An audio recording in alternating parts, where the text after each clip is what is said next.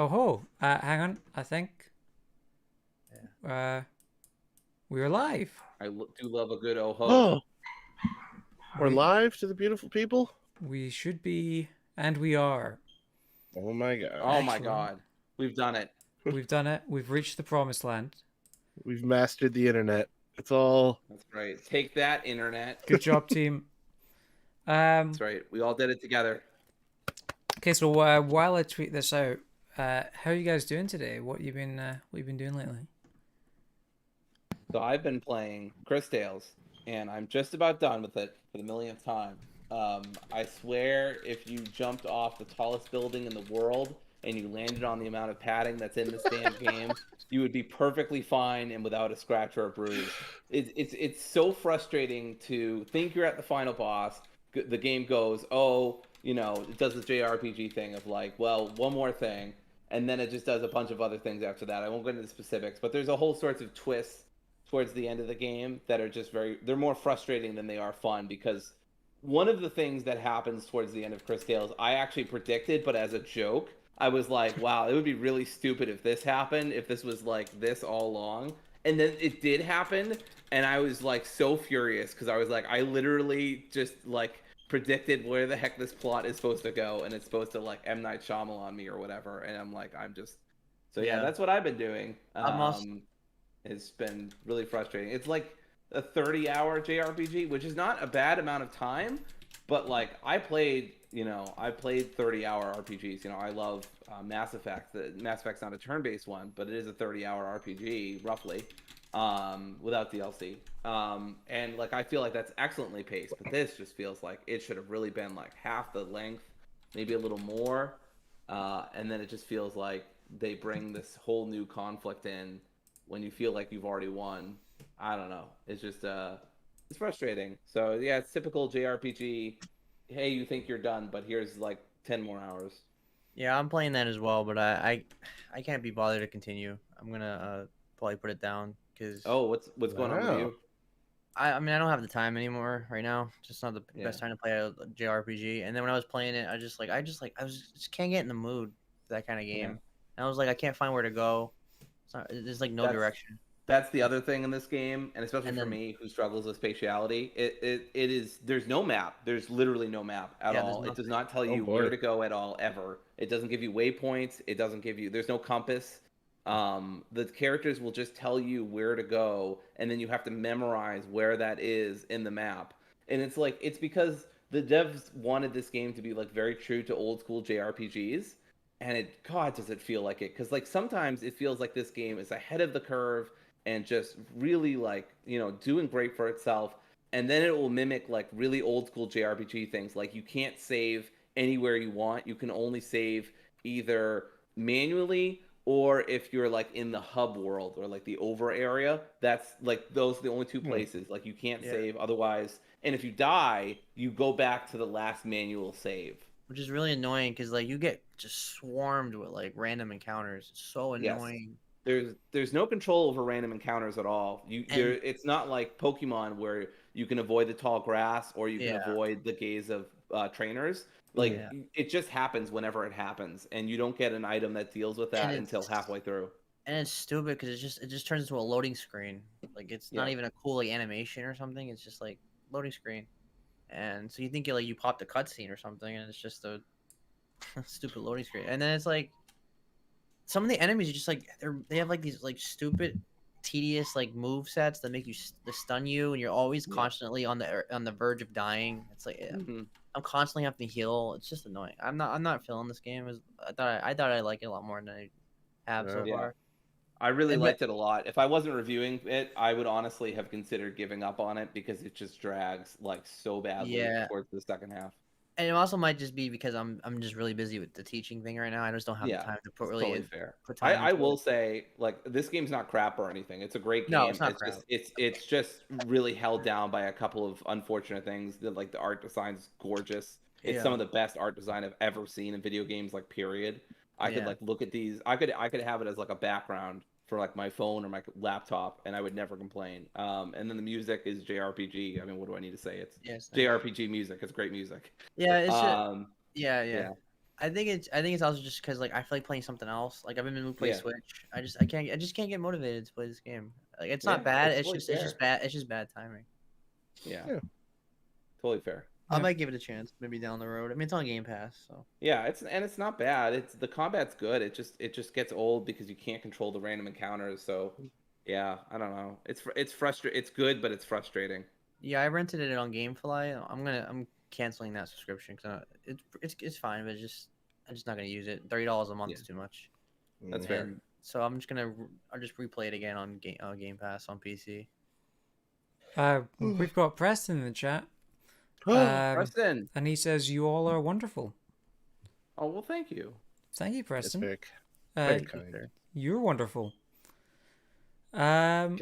You're breathtaking. You're really Keanu You're in there. I'm harnessing my inner Keanu Reeves. You're Yeah. breathtaking. So do you guys want to kick off the show? Yeah, sounds Um, great. Cool. We Yes. 5-minute pre-show we just had. Yeah, that's good. Okay, cool. Let's get right into it then. Hello and welcome to the 47th episode. That's right, we're on episode 47 of the PS Premiere podcast. As usual, I'm James Smith, and I'm joined by Doreen Ford. I thought for a split second you said Jim Smith, and I was like, wait a second, I've been lied to my entire life. Jimbo. Yeah. Hi, my name's Doreen or Dory. I go by she/her pronouns. You can find me on Twitter and Twitch at dclaire192. And I had something I wanted to say the intro bit, and I've forgotten because this weekend's been so busy. So someone else. Was it by any chance fuck Activision? No, but we will get to that. Okay. Sebastian Cardone. It is now Mr. Cardone, but Oh, because I'm a Very teacher now, formal. I know. Yes. No, that can be you so got to bring weird. pasta to every That classroom. can be so weird. Mr. You Cardone. got to bring pasta to every class. You get. Yeah. You just gotta walk in to the door and just go like, "Hey, I'm walking Hey. Every time the students come in by the door, I'm like, hey. here." My name's Sebastian. You can follow me at Luceb93. And I hope everybody had a great week. And yeah. And special guest, Bob Buel. That's me. I'm Bob. I'm a special guest. I go by Mr. Buell. No. And yeah, I guess I'm on Twitter. I don't really do much with it, but it's at Bob B backwards. If you get 3 B's in the middle, you did it right.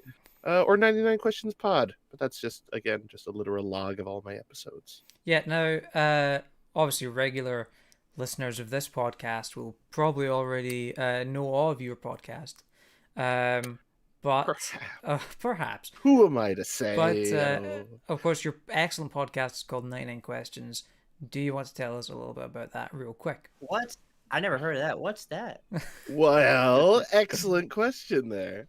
99 Questions. Thank you for the cheap plug. 99 Questions is a lovely podcast that I host and make, and I'm very proud of.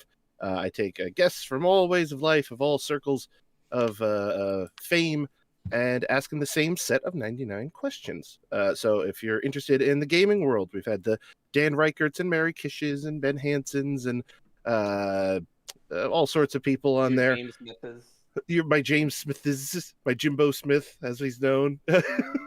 I'm kind of a big deal. That's true.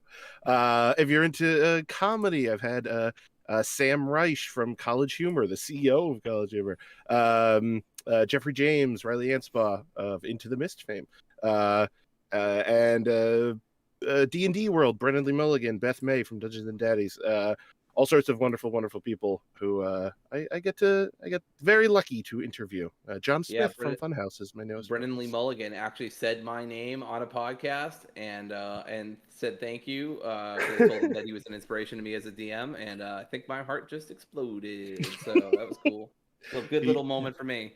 He's about the sweetest man in the world. So that episode, I if there's one episode I have to recommend people check out from 99 Podcast, besides the random episode that you had where you just went on like chat roulette or whatever. Oh, the chat roulette.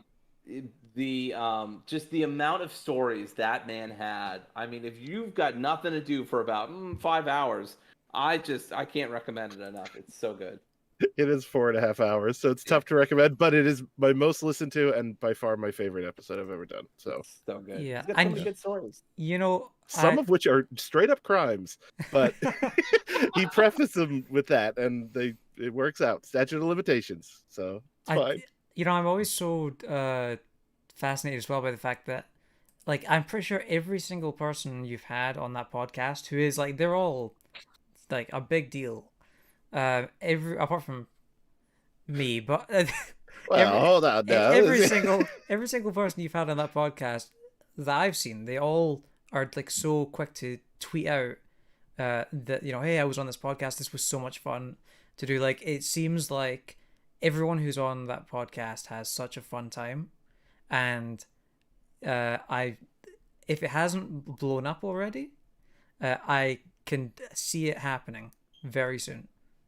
Well, that's very kind of you. Thank you. Who knows? Who knows what the future will hold? But listen, all I'm going to say is there's a certain Manscaped code that if you're interested in a 20% off and free shipping, go listen to the mid-roll read of one of my episodes. It's in there. Don't listen to the episode. Just skip to the mid-roll ad. That's what people listen to. That's the real meat of it, you know? That's what the episode. Let's listen to those sweet, sweet advertisements and plugs. This is a long plug. I wanted to keep it brief, but you're all very kind. 7 o'clock. Good night, everybody. This is Bob's topic. We're not even going to talk about Pokemon anymore. That's right. Okay. Yeah, that was your topic. I hope you liked it. Yeah, right. I loved it. Thanks for joining us, I got Bob. one more Manscaped. We'll see you later. I'm all in. Yeah, take care. Bye, everybody. Bye. I only get one topic, so. Yeah. Well, let's move on to the first topic. So obviously we should address the elephant in the room. There's been a lot of articles and a lot of stories lately. We touched on it a little, not much last week, about Activision Blizzard, and the kind of misery that a lot of the employees there have to go through.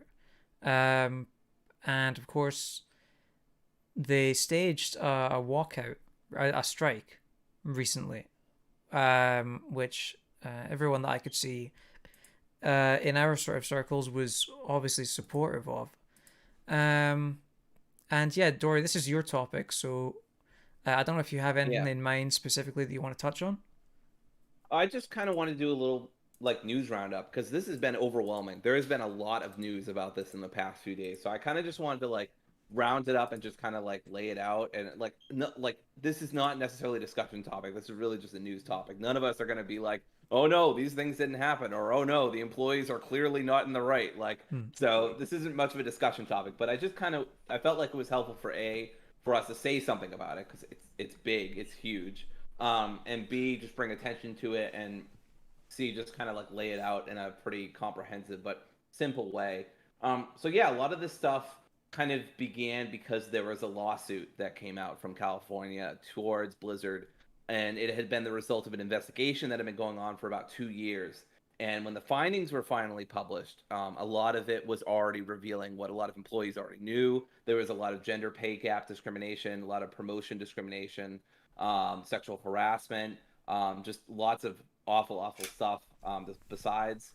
And so this report basically finally gave employees the sort of voice to go hey, we want better. So they basically, a bunch of people signed a letter, and then Activision Blizzard people basically wrote out a letter saying, yeah, there's really no merit to any of these accusations, and we're all good here, and all this stuff is out of context, or things that we've solved years ago, which of course complete fucking bullshit. And so the employees basically called them out on that. Everybody called them out on it. And then Bobby Kotick, famed Bobby Kotick, who is just a lovely, wonderful person, of course, said, that was incredibly tone deaf and we should have done better, and we're going to listen to everyone's voices and blah, blah, blah. And so the response by employees has basically been well, that sounds nice, but we specifically want A, B, and C from you. So things more about page transparency, things about the way that hiring practices Obviously, the way that managers have been acting towards employees or employees acting towards each other. There's like basically like this frat culture that exists in Activision Blizzard. It's been called, where it's just a boys' club or whatever, where men can just say awful, disgusting things to women and get away with it without anything happening to them really. And so yeah, so there's been a lot of like executives from Activision and Blizzard, basically saying, "Oh, I had no idea this was going on, and I'm so sorry, and this is I failed." And always people in the comments, and I think rightly, are like, "Yeah, I don't buy this. Like, there's no way you didn't know this was happening, or didn't have someone who is stopping you from knowing this was happening." Because some people in the comments are saying, "Well, HR could like put a hold to their emails Yeah. or something like that." But yeah, it's just a lot. It's a lot. You're telling me that they didn't have security cameras watching people crawl under the like under desks and shit? Like, there's no way they didn't know. Like, there's no way they didn't see that Bill Cosby like picture. Yeah. Like, there's no way. I'm sorry. Yeah. There's no real plausible deniability from any of these people, especially people who, even ex Activision Blizzard, who have quit within the last few years, who have been there for like 10 years. Like, there's no excuse. Like, y'all knew that something was going on, or if you didn't, I don't even believe that, for the record. But even if they somehow didn't, like, that is just such an incredible failure of leadership and management, and you shouldn't have been in that position to begin with. Yeah, because it's like things I've never heard of in a company, like on that level of like craziness. Like, I can't even believe what I'm reading. And yeah, it's pretty dang awful. Go ahead, Zeb. Sorry. And it even drove one of the women to suicide. It's really sad. It's pathetic. Yeah, it's incredibly disappointing. It's coming from a company that to put their art on a pedestal is like, they put out good stuff, and to know that this is the culture that bred it is just like, it just leaves a really filthy taste in my mouth. And I awful reading these things. And 1000% agree with Dory. Like, I do want to say that there's been at least some good things, partially good things. Obviously, the strike happening is a good step in the right direction, and workers have gone on the record saying this is not the end, this is just the beginning. People have asked them, media outlets have asked them, okay, are y'all unionizing, or what's happening here? Like, what's your next step? And they've kept pretty quiet, which makes sense because Activision Blizzard has a history of giving repercussions to people. It also makes sense because Bobby Kotick was basically like, hey, we're going to work with this great company that's going to oversee, a lot of our bad practices and bring them, into a better position. And that company is a company that worked with Amazon to union break, and has worked with other companies to do much the same. So very shady stuff. Even when they say they're supposedly doing better, I'm not very much convinced that they actually care. It's a very similar story in Ubisoft, where a lot of employees from there, past and present, about 1,000 employees, I think, have signed a statement in solidarity with Activision Blizzard employees, especially Blizzard employees. This is really a Blizzard story, but it's definitely an Activision problem too, since they now own Blizzard. So yeah, I just wanted to just kind of sum up stuff, but IGN has a great article on it. The Verge has a great article on it. There are some good sources on they're using a strike breaking company. Kotaku has an article on that. But yeah, I just wanted to just kind of sum all that stuff up, because it's been a lot, and I know it's probably been it's very hard to follow, both emotionally and like logistically, because there's a lot of moving parts. Definitely. I mean, I'm really glad that they seem to the employees seem to be committed to making sure there's change here, and not sort of letting them slide this under the rug.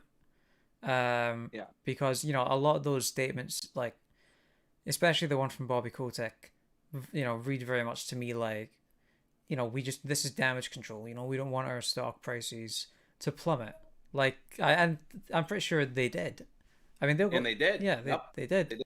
And they'll probably go back up again.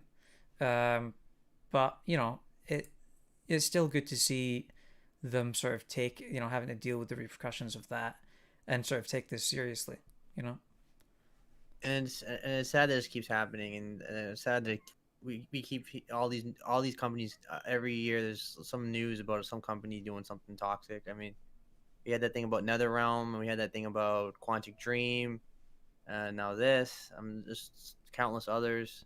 The one good thing is that I'm glad that people get called out nowadays. I'm glad that it's easier to speak out against it now. I'm glad that people are able to call it out without repercussions, because I know a lot of people keep quiet because fear of their job or fear of anything like that, or getting attacked, or so I applaud all those women that came out and were brave to share their story.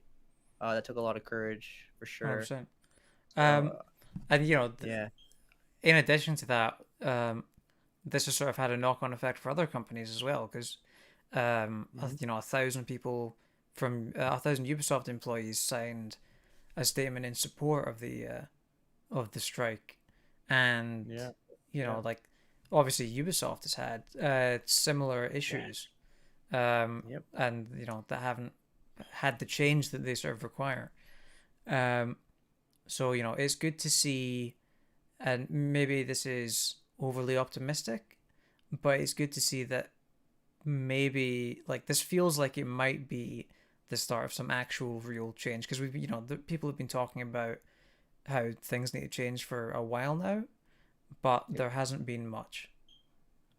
Oh, for sure. I mean, it's just like, this is like beyond, like the Blizzard situation is like beyond all of that though. Like this is like literally people crawling under desks. Like this is like ridiculous. Like, I don't think I've ever heard anything like this in my life.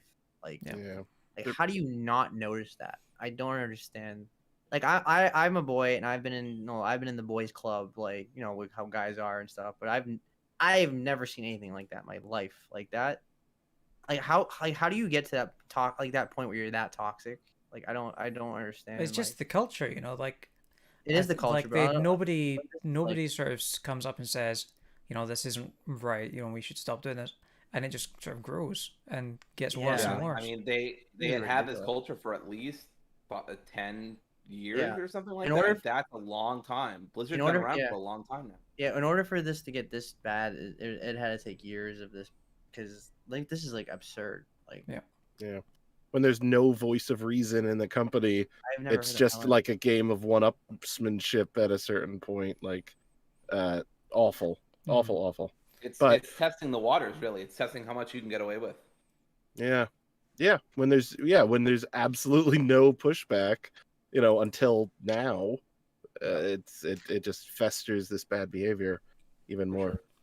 And the money at the top really insulates those people from any kind of effective, anything happening to them. So I hope those stock prices mean something to those greedy bastards. Be nice. 100%. I hope there's consequences. I hope anyone involved gets punished. I hope you lose your job. I really do. Yep. You deserve it. If you were in the HR department and you let it slide, you deserve to lose your job. There's no way you didn't know. Don't tell me you didn't. Yeah. You didn't tell me they didn't have cameras in their office. I don't believe that. 100%. Sorry. Right. Can we let's talk about something that Activision had nothing to do with. That's why we did this first, because I just wanted to just do this, and then now we can talk about more positive things. Well, I don't know if you'll find my impressions overly positive here. But I have been playing the Ascent. Seb, you've been playing the Ascent as well. How much have you played? Like an hour. Like an hour? I've played 3 hours. Yes, enough. I was on the Level 0 live stream with Preston. So go and check that out if you haven't seen that already. We played the game for 3 hours, and despite a horrendous amount of bugs, it was a lot of fun. So yeah, we played it for 3 hours. We had to restart the game 3 times. Would have been 4 times, because we ended the stream on the last issue, for 4 different issues. Like most of the reviews and everything, it seems like the general consensus behind the game is that it's great and there's not that many bugs.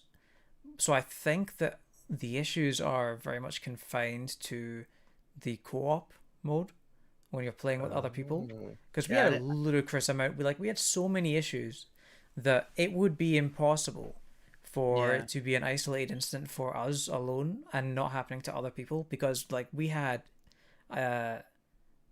well over like 10 or 15 separate issues. It must have been, well, maybe that's exaggerating. Yeah. We probably had No. around 10 or 15. When you say issues, do you mean like the frame rates are slipping, or like I need to power this down and turn it back on? All over the scale. So we Okay. had I think the thing that is happening to everyone that everyone's talking about is there's a lot of frame drops when explosions and things happen. The Which game isn't stutters, terribly which uncommon. isn't terrible. That's you know. probably Yeah. that's the most minor offense. Other larger things and reasons we had to restart. Okay, so we had to restart once because my camera ended up very zoomed in, and I left the game and tried to rejoin, but then Preston couldn't invite me back. It wouldn't let him, and he also couldn't leave the game. So he had to force quit. Not great. Not great. Yeah. Also, the loading screens are like minutes long, just to get into the game. That I did see. Yeah. And what was the other one? So we this must be a co-op thing as well.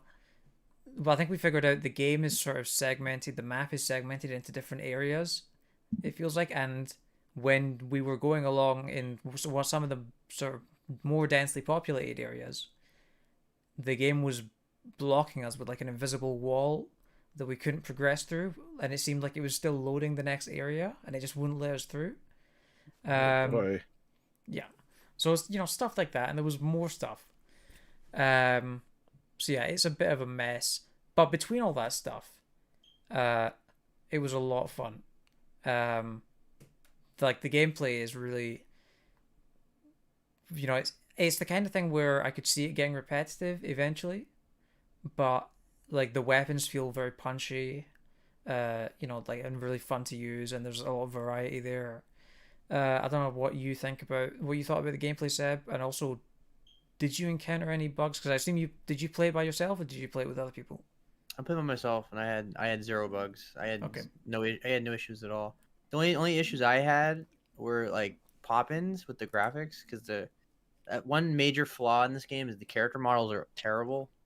Like the environments are beautiful. I love the aesthetic, and then when they get to like a scene, like a cut scene, or like when you have dialogue options, they zoom into the character models. They're like, they look terrible compared to the environment around them. Like they're not horrendous, but they're like definitely like low gen. Like it looks like a game that's 6 years ago in a next gen environment. It's very strange. I don't know why they didn't put more effort into the character models, and also customization is not the greatest. I thought like they had very little options. Like you had like 5 haircuts and that was it. Like and stuff like that, and you had like a couple shirts.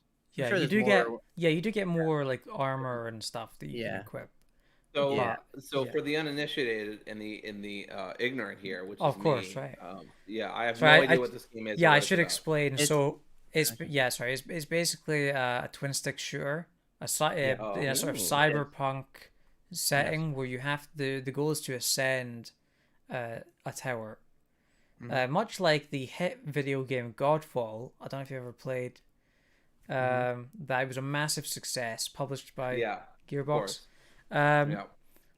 So Everyone loves it. Everyone's talking about it. Yeah, of course. I actually beat Godfall, and it wasn't that bad if it wasn't as draggy. If it was just like a simple like 5-hour game, it would have been fun. But they dragged the shit out of that game.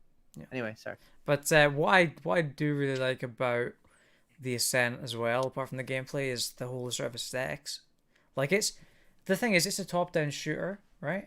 Like it's a twin stick shooter, so the camera is up high and quite far away from the characters and everything that's going on. It's isometric, yes. Yeah, so you don't need a lot of detail in the environment, really. No, but it is. Like exactly. Like they've shoved a lot of detail in here. Like if you were to move the camera, and I think they are making a photo mode for it.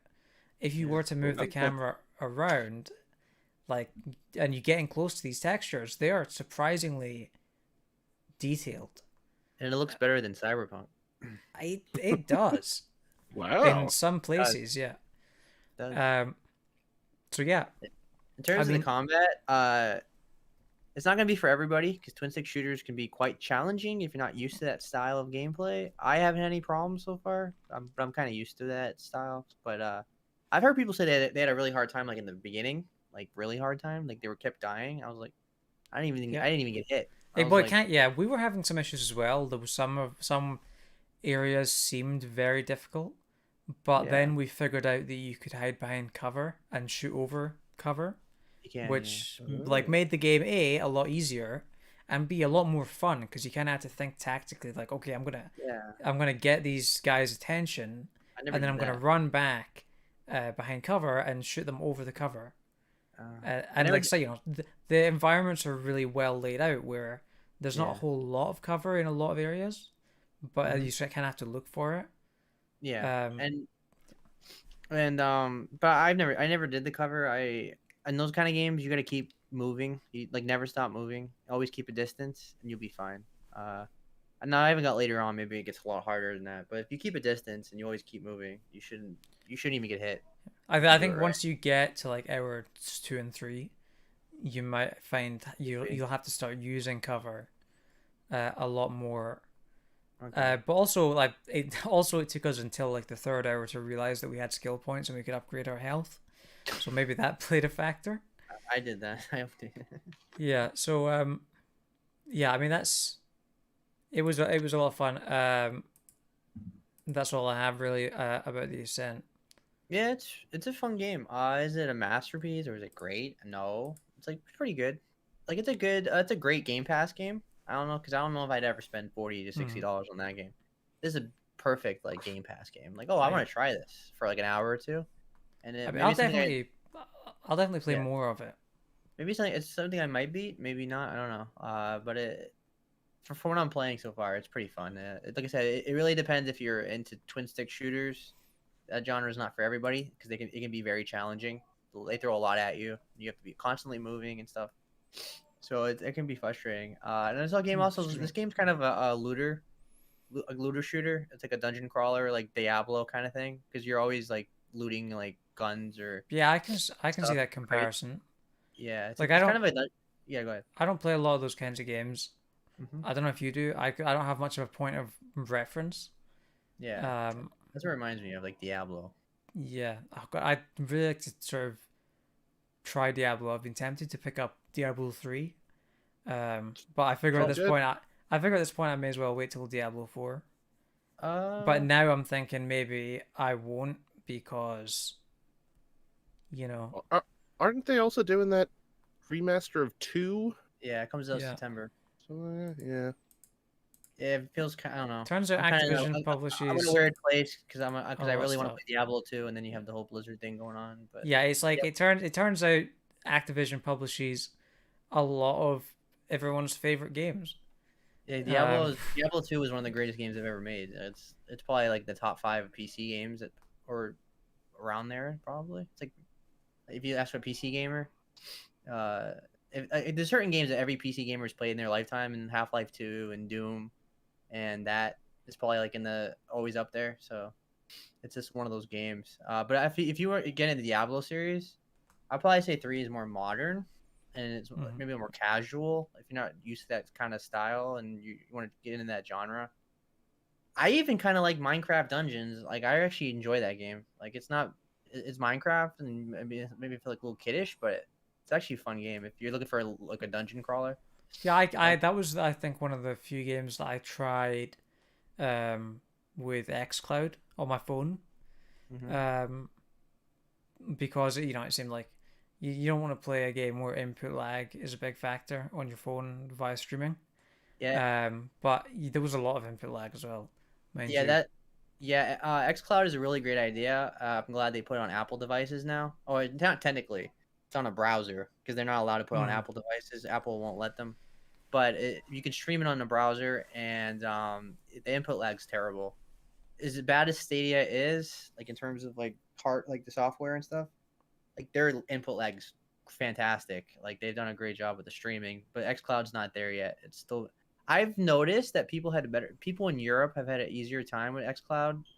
They've had a better connection and a better they haven't had as much input lag. I think their server is out of England or somewhere in Europe. So it seems like a lot of Americans have had like a lot of input lag. I was playing Gears 3 on my Mac, like streaming it, and I couldn't play it. It was like unplayable. And I have pretty good internet. I get like 400 megabytes per second, which I don't know if that's great or not, but I think it's good. It should be able to run remote play. Like I play PS Now I play PS3 games, and I don't really have any problems ever since they fixed it. So do you all think you're gonna go back to this game after this? Like, do you think you're gonna keep playing it? Yeah. Or? This is a fun game to like jump into. Like if you like nothing to play right now, you just kind of like you had a long day of work and you just want to play something for an hour. I don't know who does not have something to play right now, but yes, continue. Yeah, no, a lot of people like don't say that. Like I'll jump on another tangent. Well, you say that, but like, Horizon Forbidden West just got delayed into 2022. Oh, you know, there's too many games to play. And Kenna got delayed to September. Yes, and Stray is also coming out in 2022. So still no word on Windjammers 2, so we're all waiting. No, he's doing a transition. So like, no, I wasn't actually, but I wanted to derail it with a great you ruined my transition, old school Bob. reference. Also, if you want twin stick shooter, get Smash TV for Sega Genesis. Really? Twin stick before they had 2 sticks. You just had to use A, B, and C. You had to use 1 stick for 2 sticks. But I mean, everything's getting sort of delayed into 2022, but that 2022 is going to be incredible. There's tons of games this year. I don't know what people are talking about. Like I played so many games this year. Like September. Cris Tales. This is another reason why Cris Tales. I'm so pissed at Cris Tales. I want to play Death's Door for the like. I really want to play it so bad, and I can't because I gotta finish this goddamn game, and I don't have time for any other game besides Cris Tales. And so it's just eating up all my time. I could be playing Yakuza 0. I could be playing Death's Door. If you say there's no games this year and you haven't played Death's Door, like I don't know what you like. You're bullshitting everybody. You're just Dev is gonna send you to that Death's Door. I mean, you had freaking Returnal, Ratchet and Clank. What else? Play Returnal. God damn it. So you're out after 2. Yeah, games. I'm tired. I'm breaking out right now. I have like a list of what I played. It's just so much. Like I beat over 50 there's been a good. It's like 2019, right? Where everyone said, "Oh, it's such a weak year. There's been nothing."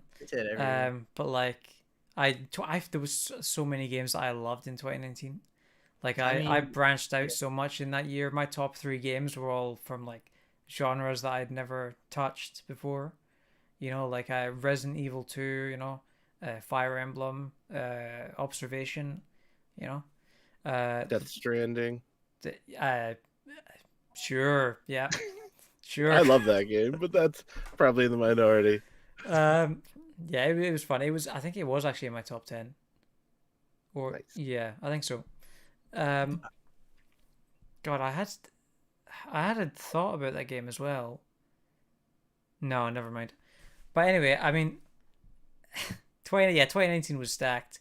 2020 was one of the best years. Like that was the only good thing about 2020. Oh yeah, of course. 2020 was insane. Yeah.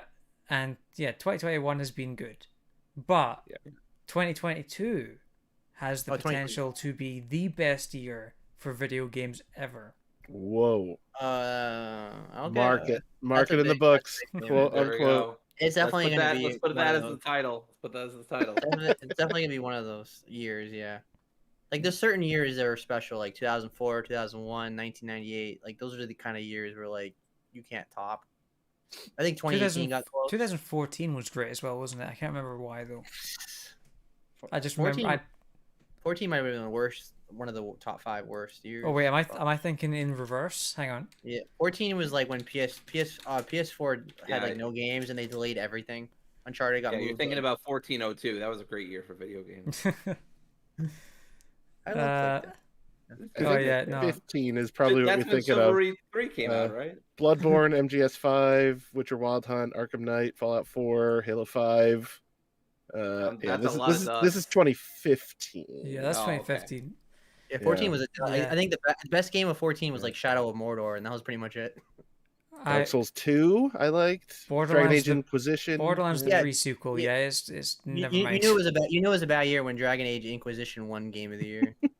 Yeah, Yikes. I mean No one Titanfall came out expects that the year. Dragon Come Age on, Inquisition. people. No one Anyway. expects the Dragon Age Inquisition. So yeah, Alright. this year was. We're gonna was brush Scarlet- over that one, Dory. I'm sorry. So this year you had Scarlet Nexus, you had Mass Effect, you had Resident Evil 8. We gotta play Scarlet Nexus. Eternal. God damn it! So many You didn't play anything. Like, what do you? Was it a gaming Pac-Man podcast? 99. I gotta finish Cris Tales, then I will be free. We even had freaking Final Fantasy VII remake. If only I was a time mage like they are in Cris Tales, then know. I'd be living so much better. I know. But anyway, as I was Anyway. saying, sorry, I'm just gonna rewind a little bit. James Stray got time delayed to 2022 as well, which So kind of sucks. we're just gonna go in the number order, numerical order. We're Yeah. just gonna, yeah. Well, that's why we have the We're not- list, right? Yeah, we're not letting people peek behind the curtain, Seb. It's all magical. It's all seamless transitions. It's all Natural. it's off the dome. That's right. I mean, we all have a right here. list. We have a list here of like topics in order of priority. I put all mine at the end. I said, Well, don't that's give your the peek problem, behind man. The curtain, and then you just push it aside, and you're like, "Hey, I'm look at how this transparent. works." I don't keep secrets. Okay. But yes, like the that Wizard of Oz. Stray was delayed, Yeah. but it was delayed in, say it with me, a brand new gameplay reveal trailer. Gameplay reveal trailer. Did anyone watch that conference? Yeah, I didn't watch the I conference, watched but most of it. I haven't watched watched the most of it. conference yet. I might go back and watch it. But yeah, I did watch the Stray trailer. I don't know what I expected from that game, but it looks fun and not It's like oddly what I expected. captivating. Yeah. Yeah. So you play as a cat. Possibly the biggest surprise, I think, of the gameplay reveal trailer was that you play as a cat. I don't think anyone saw that coming. Nobody saw it coming. Dory, you like cats, right? I'm actually more of a dog person, ironically, but I did really enjoy this trailer. I do like cats. I think cats are great. Underrated for some people. I think they're the devil's creatures. But carry on. Okay. All right. Hot take. We don't. Some of us do not like cats, I guess. At least you love the 2020 movie Cats, though, right? Yeah. I think it has something to do with witches. Like he has something against witches and cat. Like I think Oh, that's I it. think he had like a childhood experience with like a black cat, like was some black cat. With witch. a black cat who like belonged to a witch who is also a superhero that was owned by Disney. I mean, it's just like James had a really tortured. Yeah, You he, just- he had you like a just Jack watched- and Jill moment or something. Yeah. You were just hit with the VHS copy of Hocus Pocus. It's all of those things. It's Disney and witches and cats. Oh my god. I think James goes to therapy for Hocus Pocus. But I think Bette Midler haunts him in his dreams. I don't understand these references. But Bob Gotta is watch right. Hocus The Pocus. How do you not see Hocus the Pocus? 2020 movie Cats did bring me back a little There bit. you That's a classic right disturbing. there. That is a Disturbing. classic, instant classic. All right. So anyway, you play as this cat, and basically you get this little robot buddy, and it helps you like defeat enemies and talk to people, and you're like trying to find your family. I guess you're like lost in this city, forgotten, unknown city or whatever, and there's a lot of danger, but there's also a lot of cool people. Plus, you get to like use couches as your scratching post. So that's pretty cool. It has not been confirmed yet whether you can pet yourself, but I just, I really don't know yet. If you can't pet Inquiring yourself, minds. that's a missed opportunity. Yeah. Now, this is the question: Do Twitter handles that have "Can you pet the cat/dog"? Can they count that if you are the cat and you are getting pet? Does that count? Is that still the same thing? Yes, because you're the player. So. But Okay. I have a more interesting question actually, because obviously everyone's going to want to know if you can pet the dog, because I assume there's going to be a dog in this game somewhere, because Oh there's my a dog God. in every video game. Oh. But you play as a cat, so does that mean you have to attack? There's going to be a boss fight that's just a dog. You have to fight a Oh, dog. 1000%. It's gonna be Yeah. a good one too. It's gonna be like a robotic dog too. It's going to be Woof. Woof. Woof, Eat. woof. Eat.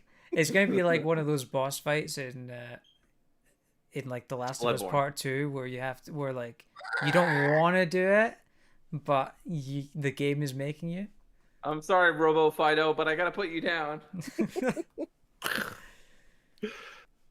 Anyway, this game looks graphically really cool. I don't know what engine they're running, but it looks good. All the character models look great. The world looks really cool, really lived in. I know people love saying that, so I'm just gonna throw that in there.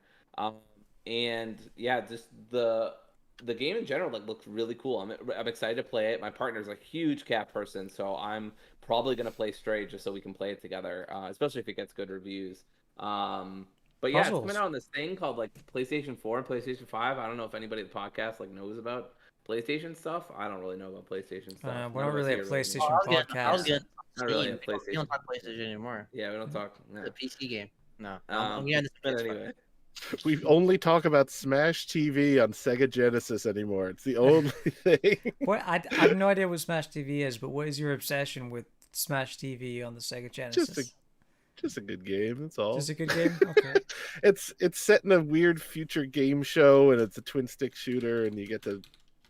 It's good. I assumed it's it was good. like Just, I I assumed don't it wanna... was like a Super Smash Bros. Spin-off kind of deal. No, it's more like Running Man, kind It of. looks like it predates Smash Bros. Oh, by quite a bit, in fact. Yeah. This is all a Right. wild tangent. Probably to about go 9 on. years. Yeah. You're really Smash showing your Bros. age here, Bob. Yeah, that game's older than me. I'm We're an like old man. I'm an old man who shakes my fist at modern tech and plays Smash TV. That's all you do when you get home from work. Just you play Smash TV. That's it. That's your life. Yep. I blow the dust off the old cartridge and get that bad boy going. Who are you kidding? There's no dust on Yeah. that cartridge. You play every day. Stray looks great. The graphics look amazing. The gameplay is very it can be very puzzle heavy. I can see it being very slow for some people. Because it's just very like straight and narrow linear game. But I like those kind of games. It kind of reminds me of Plague Tale in that sense, in that like everything's just kind of like in front of you. yeah, And you just have to solve puzzles to get by obstacles. yeah. but- I never found the puzzles in Plague Tale too frustrating. The boss fights, on the yeah. other hand, but yeah. Yeah. Puzzles in that game weren't that bad. I hope the puzzles in this game aren't bad, because I hate puzzles in games. Generally, they always usually bring the game down for me, especially when they're like overly complicated. I Well, hate yeah, puzzles. they look interesting. seem At to- least like one of the Yeah. ones they showed was you had to grab a bucket to throw it into a fan so you could get through it. Yeah. Yeah. Although Which that seems creative. Kind of. Yeah, although the animation in the bucket in the fan, it definitely skipped. But it's an It was indie really game, you know. What do you? I know. Want? That was like the only thing that threw me off in that trailer. Well, was like, and- is that yeah, I one- noticed that. I also noticed the way the glass fell apart and the sound and stuff like that seemed a little Yeah. off. This is little just off. nitpicking. Just It was like a nitpicking. little bit. Yeah. Maybe this is part of the reason they're delaying it too. You know, I don't Yeah. want to cast full judgment on it. Oh Plus, yeah. it has an amazing moment of a cat using a vending machine, which just Yeah. floored me. I loved it. Don't get me You have to wrong. get- I'm getting this game day one, so don't get me wrong. Yeah. As long as it gets like decent to good review, even just decent reviews. Like I want to play this with my partner. She loves cats. I would love to play this game with her. So I mean, unless this game's like $40, then I'm like, I don't know about that. yeah, I But don't know. Yeah, this feels like a good like $25 to $30 price Yeah. point kind of Yeah. deal, and then I'm all in. Yeah. Then this is like a sleeper hit. If this comes out for 60, I'm sorry, Stray, but I don't know. Yeah, I don't. Unless my partner and I go halfsies on it, it's not happening. yeah, and it's unique because how many games you can play as a cat, like a normal cat? Well, I was gonna True. say like A cat is always a companion. Tokyo Or, our games where you play as animals, the secret to success, and also the next big thing, because not Life of a Black Tiger. okay, not Life of Black Tiger, but Jesus Untitled Christ. Goose Game. Ooh. I'm Great sure game. there's been more than that. Bubsy, Bubsy, sure. Stop the one Bobcat. game. Ratchet and Clank, technically. Yep. No. Spyro. Spyro. He's a dragon. Is an a animal. dragon Dragons are not an animals. animal? No. Dragons are animals. Well, I don't know. They're mythical That's a good animals. They are That's a good animals. question. Uh, Okay, we're getting philosophical here. the philosophical debate. I'll have a sandwich, everyone. everybody. I mean, he's like, I don't know. He can speak, and I mean, humans are animals, so I guess a dragon would be an animal. So. Yeah. Yeah. But like, is there a game you play as a dog or like ever? There There's must gotta be be, right? one. Like a full There's game, gotta a full game where you play as a Well, dog. wasn't it called Tokyo Jungle? Yeah, you where play as a that- bunch of animals. In It was like that post-apocalyptic game where you play as a whole series of animals, like yeah, fending for itself in a yeah. post-apocalyptic Tokyo. I So mean, if we James, go- I know you love Gang Beasts, right? Ooh. I have never played Gang Beasts. Okami, everybody. Come Okami, on, of Okami. course. I can't believe I forgot Okami. But you remind me that Spelunkers. Party Animals is the Definitely game that I was... legally distinct gang beasts. Yeah, exactly. That's the one I was really excited for from the Xbox showcase. That's going to be a hit. like half of Twilight Princess you play as a dog. I know it's not the whole thing, but And if we go by the logic that playing as an animal will make your game a success, then there's a game coming out soon called Away the Survival Series where you play as a ton of different wild animals, and that's going to be the biggest game ever made, bigger than Fortnite. Take that, Fortnite. wow, so many hot takes this episode. Anyway, no. Yeah. So I have 3 cats. I'm more of a dog person, but I have 3 cats and I love them. Yeah. I would be cool if you can customize the cat. Okay, hang on. You can't. I don't think you're allowed to say that you're more of a dog person unless you have more than 3 dogs. I have 5 dogs and 3 cats, so Okay. I You're can good. say that. You're good. Okay. You passed the test. I've had like 30 dogs in my life, and I've only had a few cats in my life, like, and it all happened like last You're 2 years. running a regular zoo over there. I am more of a dog. Yes. I have lizards and all that. Anyway, turtles. What are you doing to those dogs? Rescue 2 turtles. Just don't let him anywhere near the sewer or like ooze or like anybody named Shredder. Like, just don't even risk it.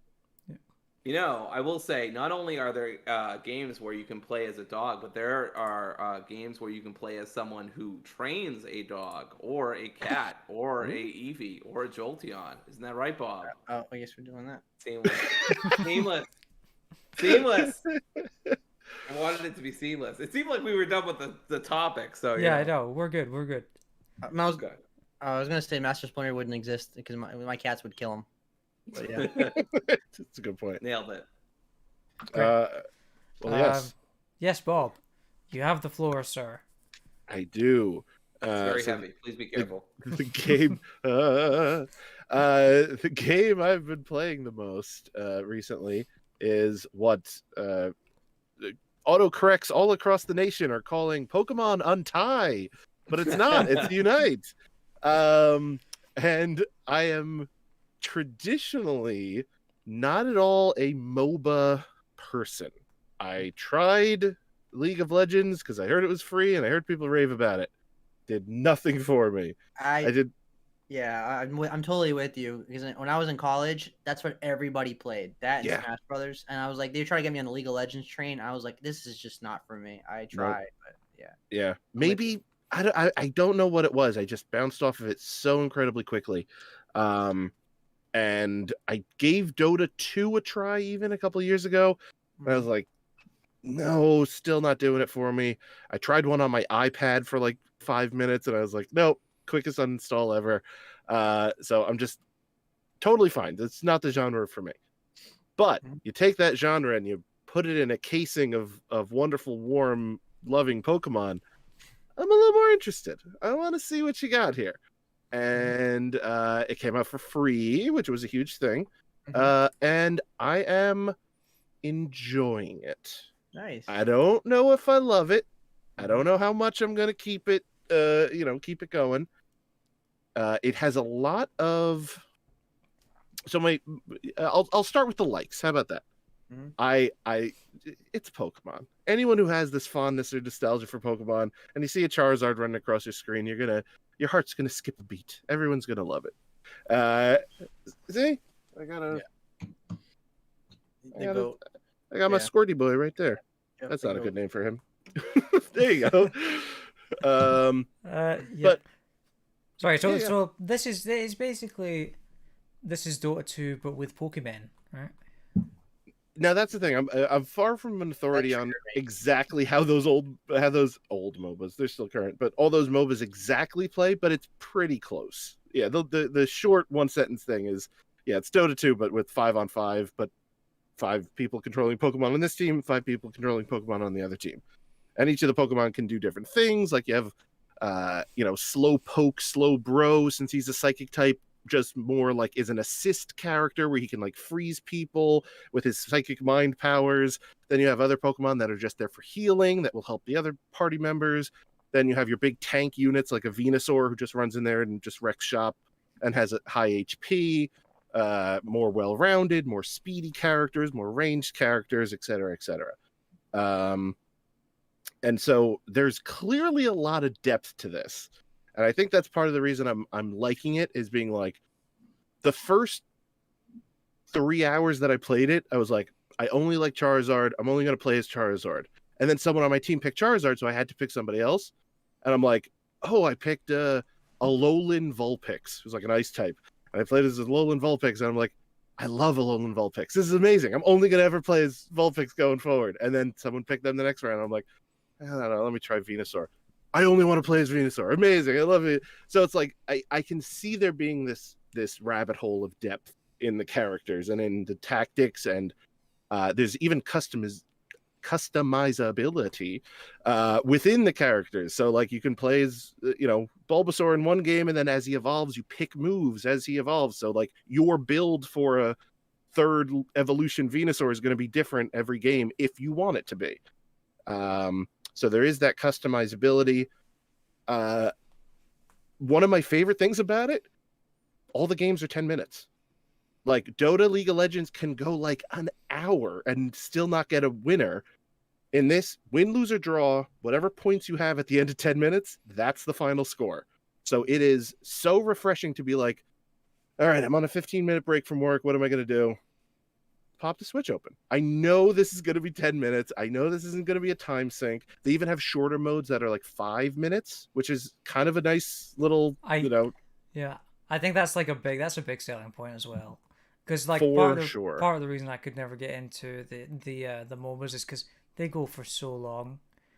Yeah, it's kind of ridiculous. Like I don't have time for that. Especially if you're new and you're like, exactly. I'm doing poorly and I'm going to do poorly for an hour. Like, this isn't how I want to spend my time. That's just intimidating, right?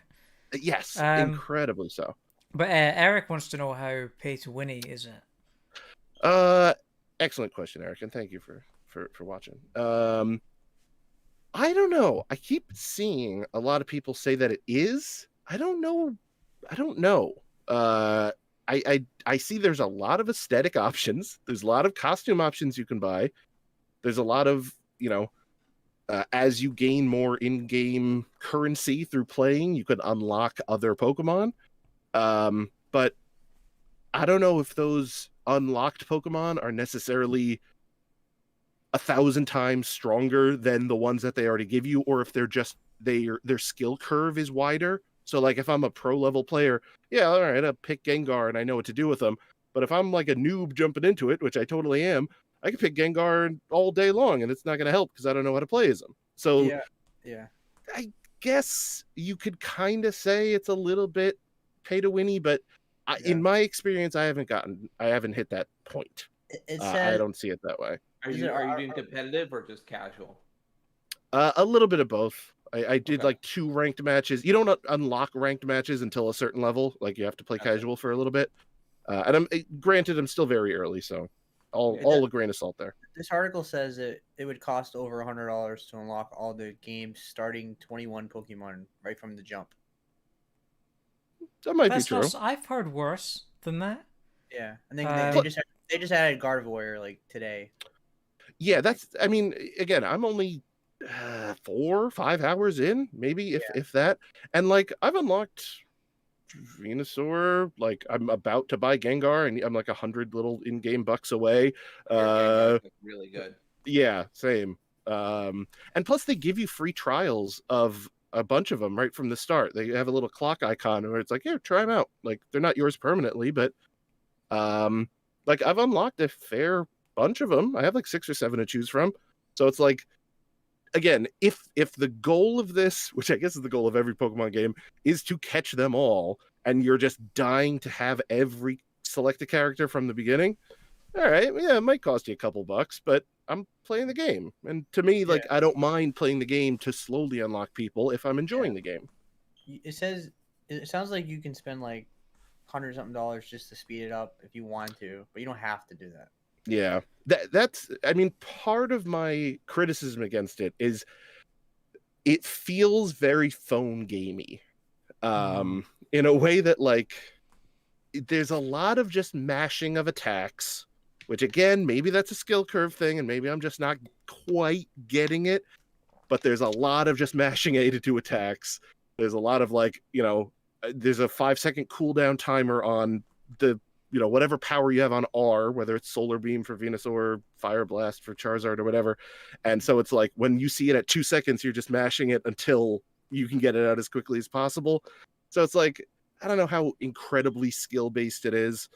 And yeah, there's just so many, like, daily missions on top of daily objectives, on top of weekly missions, on top of battle pass missions that all have their own weird in-game currency.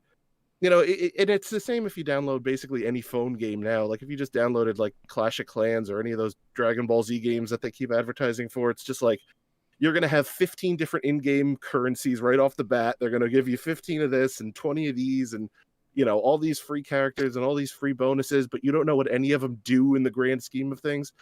So it's a lot of that to start, which is, like, mildly off-putting, maybe, just from my experiences in the phone game realm. And the UI is, you know, in that menu is just like, okay, there's 19 things with a little notification box next to it that I have to check because these are apparently daily missions I've accomplished just through having a game and I didn't realize it. So that stuff is not great. It's fine. There's nothing innately wrong with it. It just kind of, you know, it leaves a bad taste in my mouth. It feels like some fast food, or in a way. Yeah. Yeah. You know, I mean, Pokemon. I did hear that the Pokemon actually look good, though. Like, the character models are surprisingly good for a phone game. Like, can you confirm, Bob Buel? Well, I have it on Switch. I'm not. Oh, okay. I think the plan is to put it on mobile at some point. I don't know if it officially is as of yet. It looks good for Switch. It runs good on Switch. Somehow everybody does the Pokemon better than Game Freak themselves. That's another conversation. Yeah, I mean, they're you know, they are very cute. They are very charming. They have the, you know, the animations down. They have the sound effects down. Like, if you're going for a drip of into your veins of Pokemon nostalgia, you're gonna really enjoy it. And they have current gen people and all that stuff. Do the Pokemon make like they say their name, or they make the Game Boy noise? No, I was kind of wondering that too, but no, they're going with like the Sword and Shield style, where they're saying their name basically. You know, outside of, like, you know, Ghastly, who's still kind of making wild noises, but it's clearly not the Game Boy Color sound effects anymore, which I'm very glad about. I mean, to be fair, gotta buy them all has always been Pokemon's, like, main catchphrase. I mean, they make you collect everything. It's true. So I bought the toys, the curtains, the everything, blankets, towels, the cereal.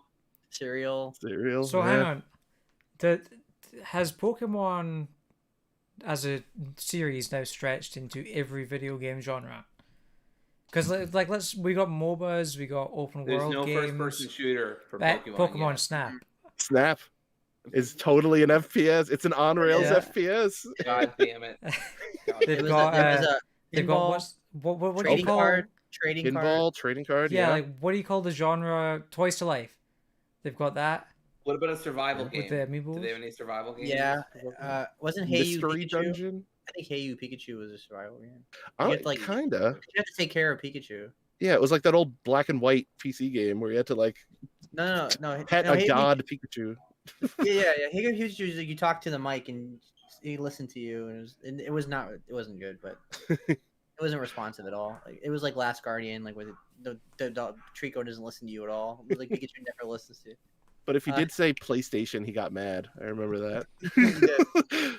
That's a nice little Middle finger to Sony at the time. That was nice. Yeah, Pokemon's pretty much had their finger in everything at this point. I mean, it's like what, 22? Was it 23? 23 years old in America now. 23, yeah. Yeah, 90, 98. I was 5 years old. 98. Yeah. Oh I remember. God, I feel so old. Go watch the trailer of like when they first introduced the anime in America. It was like so 90s how they introduced it. I mean, all the songs were like R&B and rap. I still know all the songs by heart, but I'm going. Hell yeah. Yeah, please all the feel free not to sing those for us. You mean be the best? from the CD that I own, To Be a Master? Yeah. Yeah. Good I know, song. When I was a kid, I had Yu-Gi-Oh soundtrack, songs to duel to. Oh, is that a thing? It was thing? amazing. I played it on my with stereo or whatever CD player. I only know one. Yeah. Wait. I There's felt only like cool. there's only like one song though.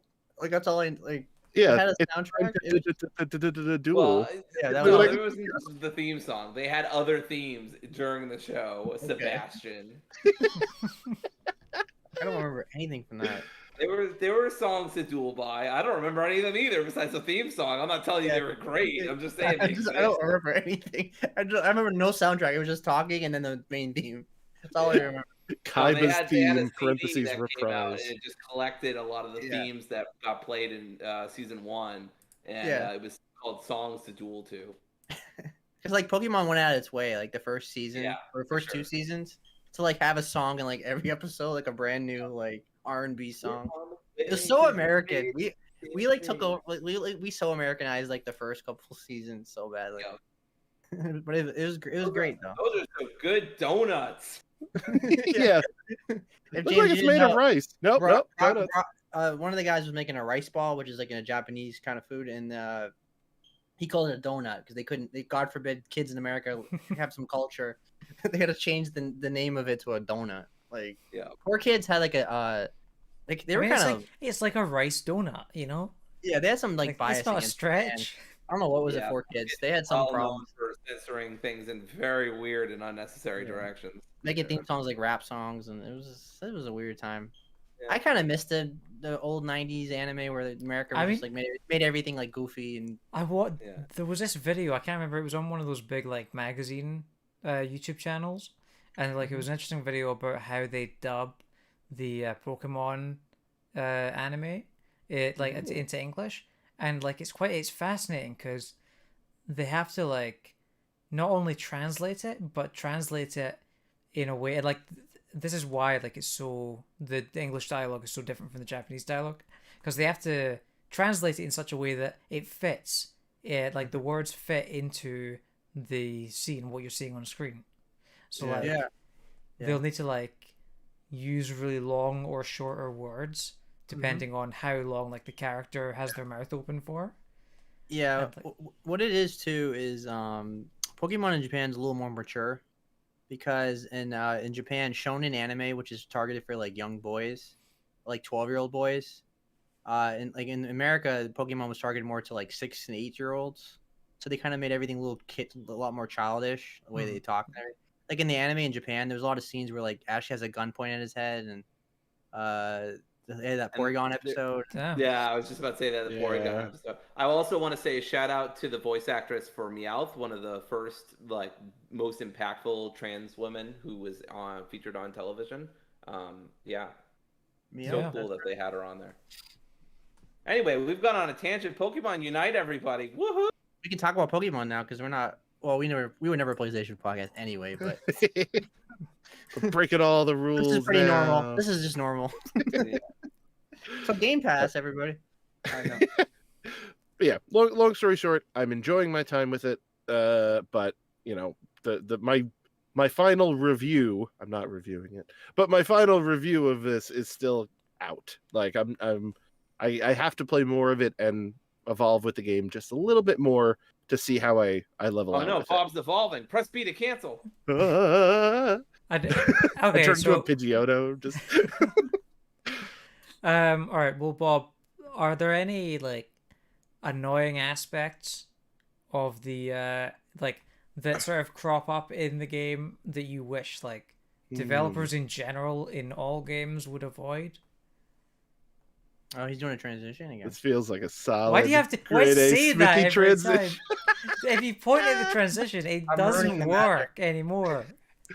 Let me think. Nothing comes to mind for me. What about for you? I don't know. This is Seb's. This is dang Seb's topic, so I I gotta have go nothing last. prepared. No, I have one. So I've So- been. Oh, go ahead. yeah. Let me introduce the topic and then we'll. Okay, sure. So you know what, we all been playing video games for a long time, which my next topic also talks about. But there's always aspects in games that we like just you cross them all the time and you just absolutely hate it. Like you always every time you always dread like, oh, here he comes, that section. The Here we water go. level. Yeah, like a water level. So what are some aspects that you guys can think of?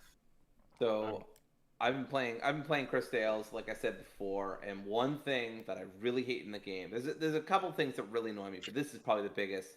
Bosses that are able to heal themselves.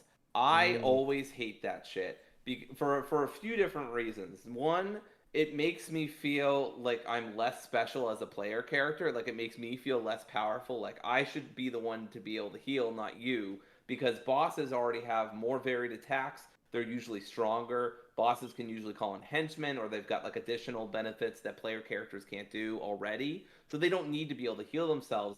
And number two, it makes fights way dragged out if you don't know that ahead of time that they can heal themselves. Like, especially in turn-based combat, where it can already get a little tedious if you're still adjusting to the combat system, which Cris Tales does have turn-based RPG stuff.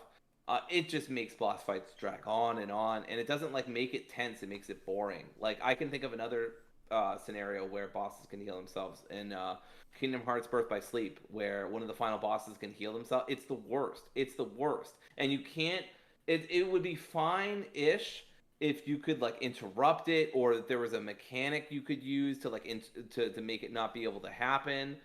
And technically, like you can undo it, but you have to use a turn to do that, and like that's such like a huge cost to just undo it. So it really gets time consuming and frustrating. I asked in about min-max about that, and the broad consensus was, yeah, it sucks, and developers should really just stop doing it. Speaking So of that's definitely my pick. Speaking of dragging out boss fights, how about this one? Boss fights that have multiple phases, but no checkpoints in between the phases. Final And- Fantasy VII Remake. and Final they make Fantasy you- VII Remake. And they make you watch the cutscene when you die all Yes. over again. Yes, Final Fantasy VII Remake is guilty of both of those things, and I hate it so much. Yes. Ugh. I was gonna vehemently. I was ready to pounce on the screen as soon as you said multi-phase boss fights, and I was like, "No, I love those." And then, you're right. You Yeah. saved it. Without Totally. They can be okay. They can be okay. Yeah. Yeah. As All long, right. as long as there's checkpoints, it's fine. But Yeah. Yeah. All right. I've got mine for sure. Because I still don't know. It still frustrates me to no end. So, just imagine you're playing an FPS, first-person shooter. That's not Pokemon Snap.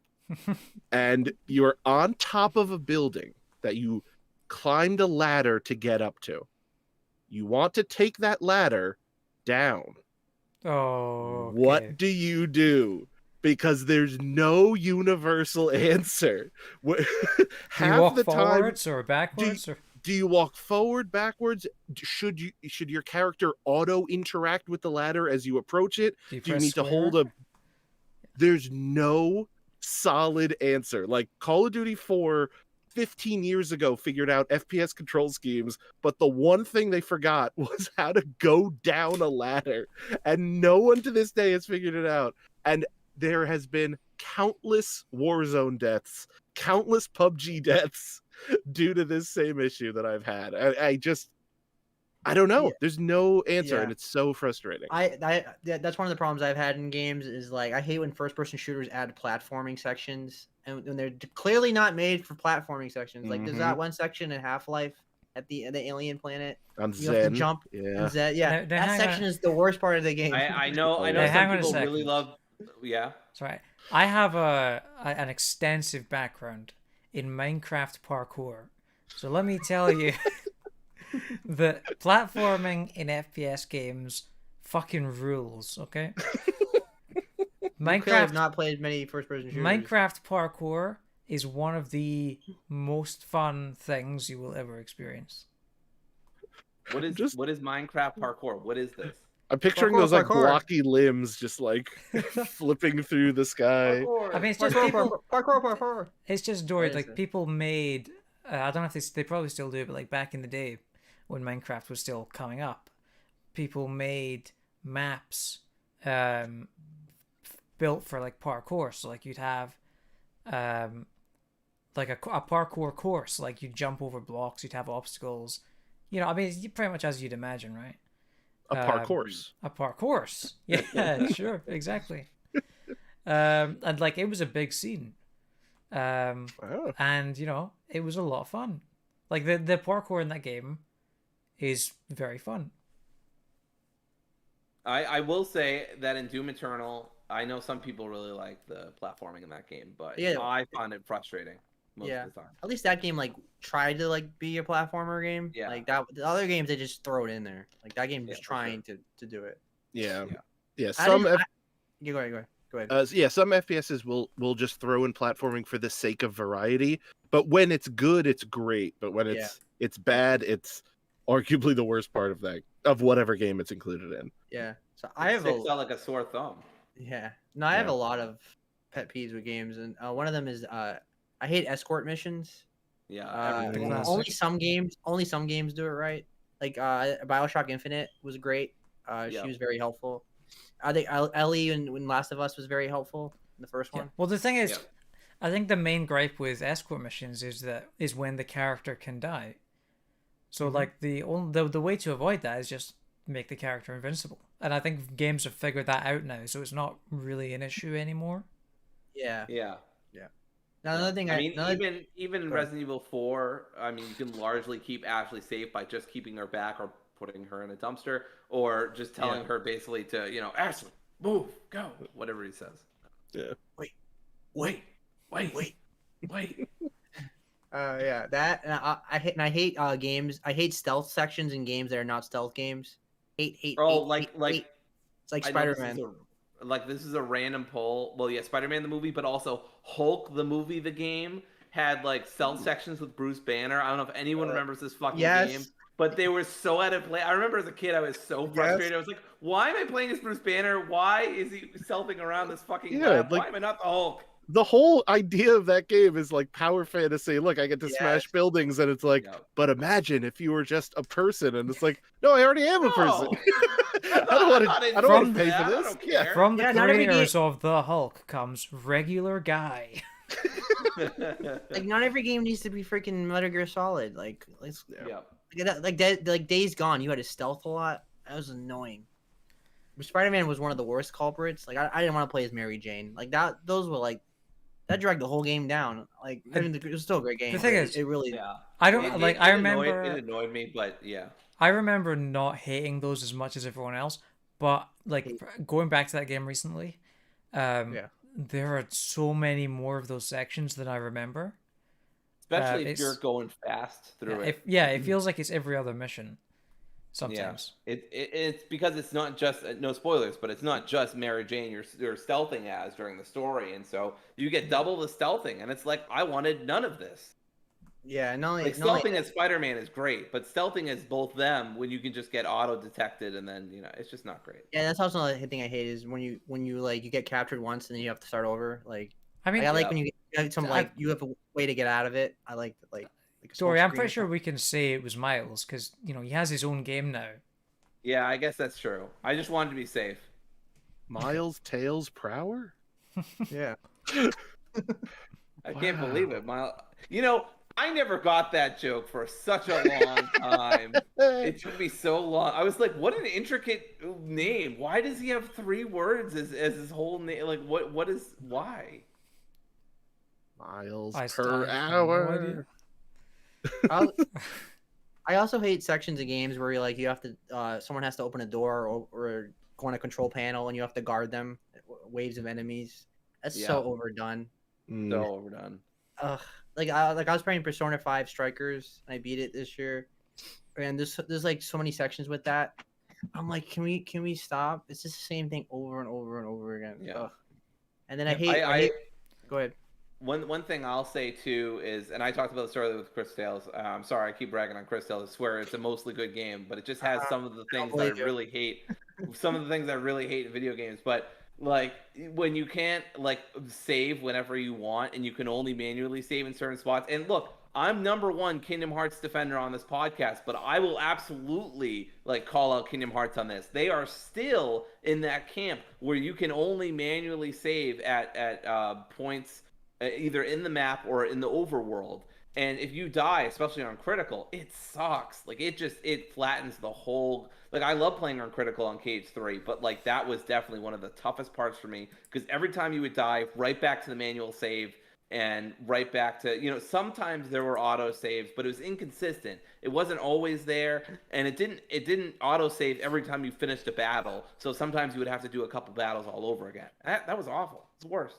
Yeah, it's a very old school RPG mindset to have like the manual saves, but And it's it doesn't need to exist clearly anymore. inferior. Yeah, exactly. To like now that everything can autosave and you're not fighting for people's quarters at an arcade, like there's no reason to do that. People are going to play the game. Just give them these quality of life things. I will say Polygon has an excellent video on saving and how games like use saving and how they don't, especially features XCOM, which has like particular modes that you can use, like an Iron Man mode where you can't save at all, or can only save in very specific spots. Because there's a whole thing about save scumming and stuff like that. So yeah, check it out. It's a Polygon video on save scumming, and it's really good. No, sometimes games can do it right, but I hate when games like totally change like the whole style of gameplay, like having a platform a snowboard section in Final Fantasy VII or motorcycle section. Concrete Genie did this. Halfway through the game, Concrete Genie became a completely different genre, and it's not bad. It's fine, but I was so completely taken aback because I was like, this seems unnecessary. Like, okay, like I guess I'm fine with this. It plays fine. It looks good, but was it necessary? Like I don't know. Like it just feels like. I don't know, like I wasn't tired of painting things and feeling like an artistic genius for once in my life, I wasn't tired of that personally. One thing reminds me is like you guys ever played the original Battletoads on that motorcycle section?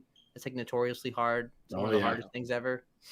And I will say though, the motorcycle section in Final Fantasy VII Remake wasn't that bad. A ton of fun. It wasn't not that bad. It was fun. It was all right. Yeah. I mean, it's mostly fun because of Roche, but like and the music. It was definitely better. Music in that section was. It was definitely better. It was definitely better than the original's motorcycle section, which was a pain in the ass. And I mean, I think they didn't improve on it after like 20+ years. I'd hope so. Wow. I'd hope so. But what else? Water levels. Like water sections, like the camera always garbage in the water levels. I don't know what it is. Is it like there are like I think a few games that I can think of that have good swimming controls. I think like from my memory, and I know this ties into another. I'm sorry, this isn't our transition here, but I remember when I was a kid, when I was playing with Jorah's Mask, I remember feeling like the Zora controls when you're swimming as a Zora was one of the first times I felt like, wow. Like, you can actually be in the water and it doesn't feel like dog shit. I didn't think that because, of course, I was very young. But, I mean, that's basically what I thought. Like, wow, this isn't crap. That's amazing. Like, I'm sure it hasn't aged very well. But, yeah, at the time, I was like, this is amazing for a water level. Yeah, because that was kind of new then. Like, 3D was new. Like, Abzu plays great, but... Abzu does great. In swimming. But, like, when you play, like, Banjo-Kazooie or Super Mario 64 today... It's definitely really hard, or Sonic Adventure.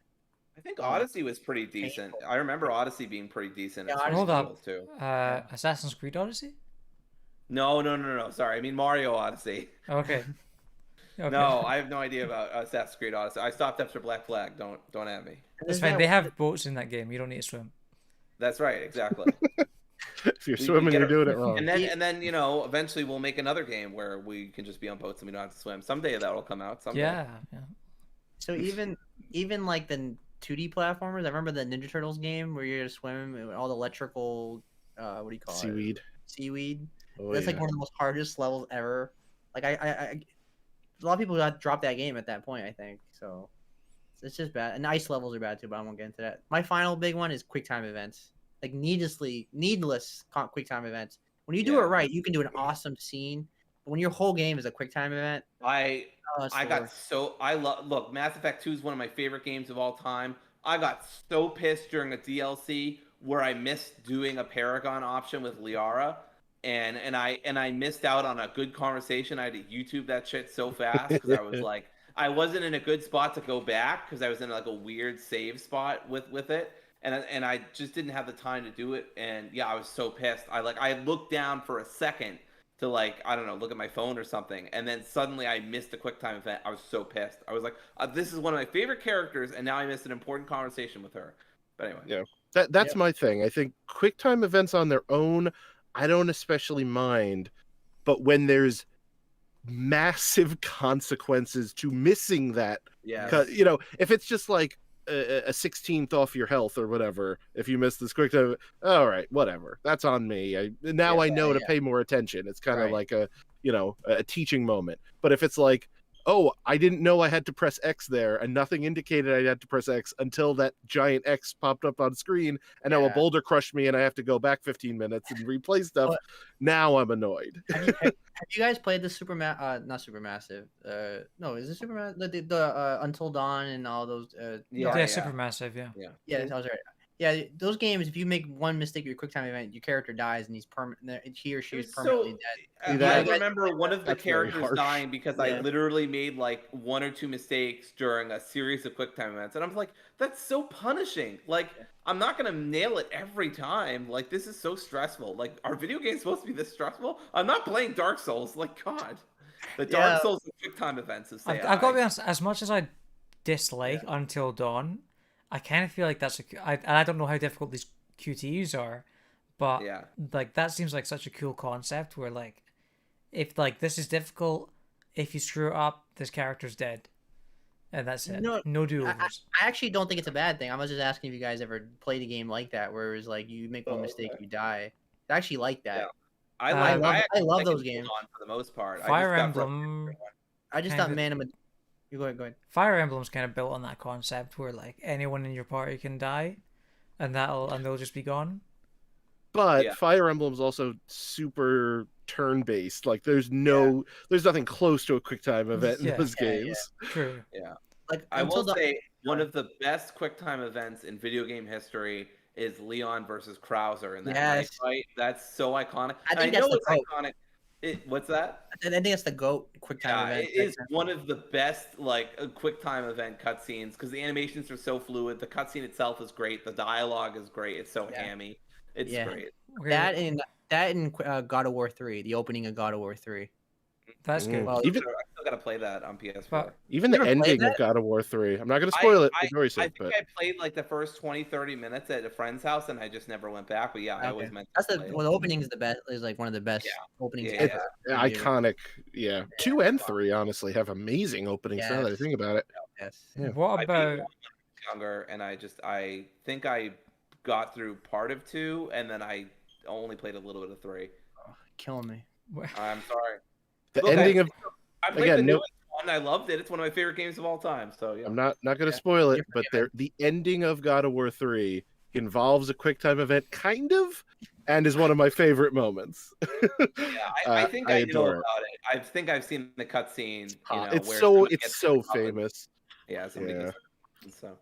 What about the final boss fight of Far Cry 3 that for some reason is against the boss that or the bad guy who you barely see and not the actual cool bad guy that they hyped up in all the marketing. Yeah, that's true. Because that's like a QTE where you have a knife fight with this guy. Yeah. Yep. You're right. I do remember that. Yeah. That sucked. Yeah. You know one example that was atrocious to me was Order 1886 because I loved everything. I love the idea of a knights around the table fighting werewolves and vampires. I love that concept. Yeah. And all the boss battles with the werewolves were QuickTime events, and that's it. You know what would be cool, Seb? So You know, it'd be cool, like a werewolf apocalypse game. That'd be really cool. Man, why hasn't anybody done that? like If anyone does do werewolf that, games send us a right. code and we'll review it. God. Inside jokes. Anyway, But yeah, like that's one example. Where it's like, oh, they just force it in the QuickTime events. Like Resident Evil 4 is like as much as I think Resident Evil 4 is the greatest game of all time, but some of the QuickTime events in that game are very gotcha moments. a little bit A much. lot of gotcha moments. Like you Yeah. put your controller down, you're gonna die. Yeah. In real life too. Yeah. Even when you skip the cutscene, it like goes right to the QuickTime events. That's right. Yeah. Okay, I'm gonna skip cutscene. I'm gonna, just relax for a second. Oh my god! At least the checkpoints are forgiving. Like it's not like you have to go all the way back or anything. Wait, okay, hang on. How do you feel about Telltale games then? Because they're basically just I love all them. I love QuickTime events. Yeah, I I love Telltale because you know what you're getting into when it's all QuickTime events. I don't mind as long as the animations are fluid and as long as you're given enough time to react. That's fine. Yeah, I like that style. I know it's not for everybody, but I actually like Quantic Dream aside with all their PR, all their bullshit in the studio and everything. Their game wise though, I enjoy that gameplay. I really enjoy Heavy Rain and Detroit and all that. I liked Beyond Two Souls and Heavy Rain. I like fuck whatever the hell his name is, but David like Cage, yeah, fuck him. But I like both those games. I remember enjoying both those games. Jason, both those.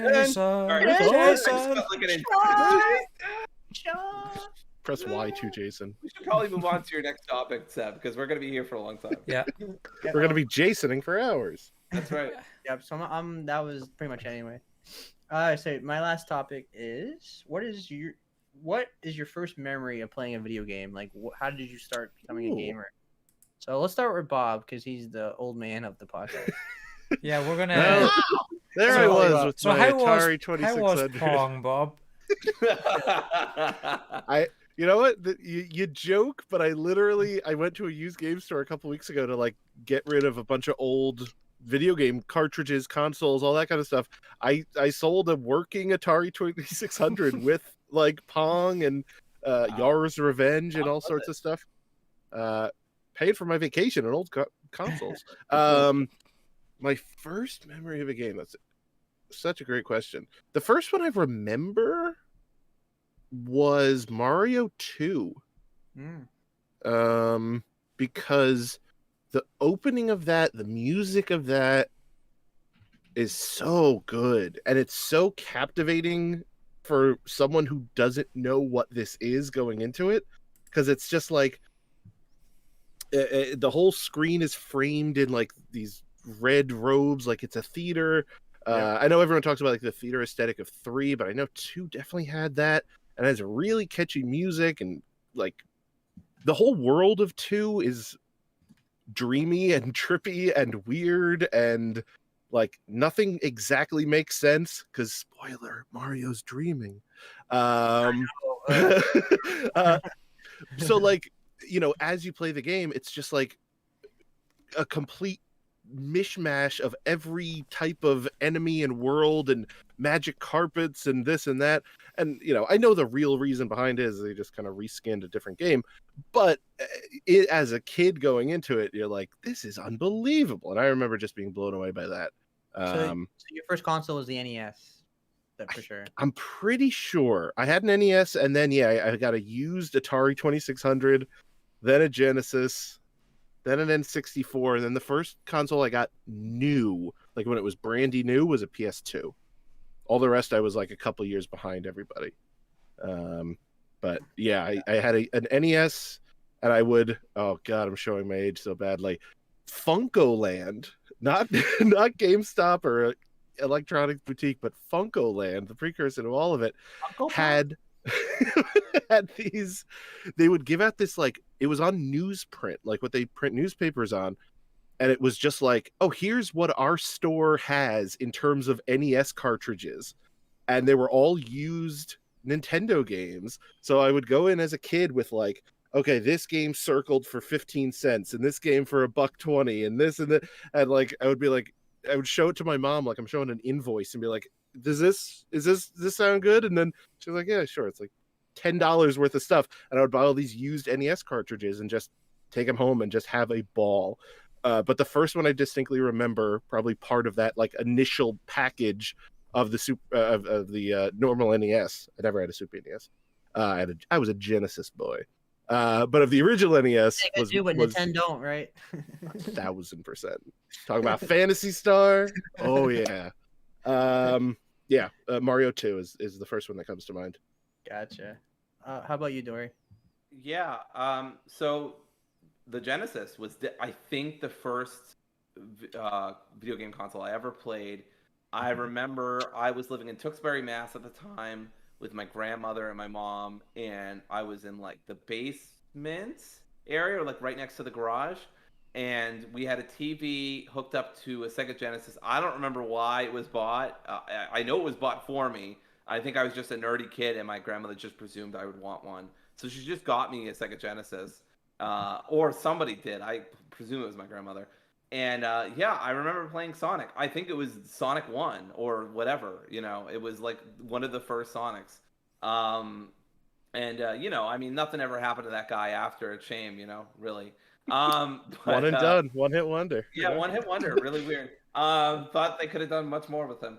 After that, I don't remember playing anything on Sega, but I remember like I played like an NBA game maybe on like the NES or the N64 with my uncle because he had something over at his house. And then I eventually got a PS1 when I was like 10, and I had an N64 before that. Like I said, I played Majora's Mask when I was a kid. I played Majora's Mask, and I really remember playing that too.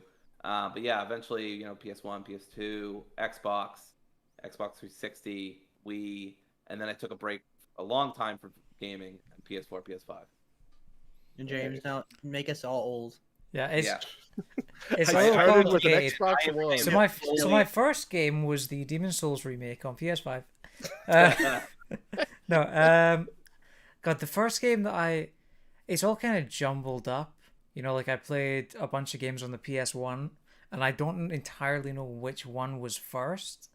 But I think quite possibly the first one was the original Gran Turismo. If it wasn't that, then it was a Rugrats game or Shrek Treasure Hunt, which was a PS1 game where you played as Shrek. And a real all-star lineup there. Yeah. Rugrats game was fun. But here, some parents bought their kids, Metal Gear Solid and all these big hit games. My parents got me Scooby-Doo, Rugrats, Shrek.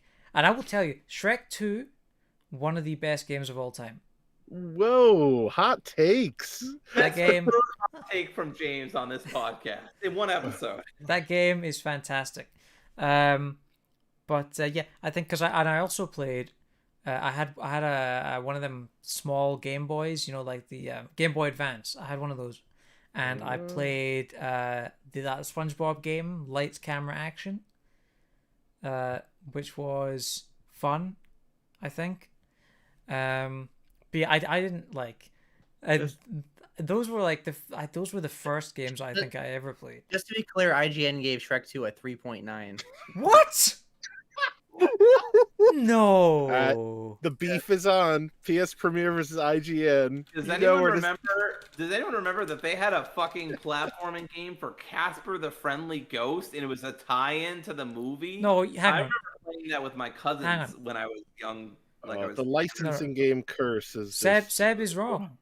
They gave it a 7 out of 10. What am I looking at?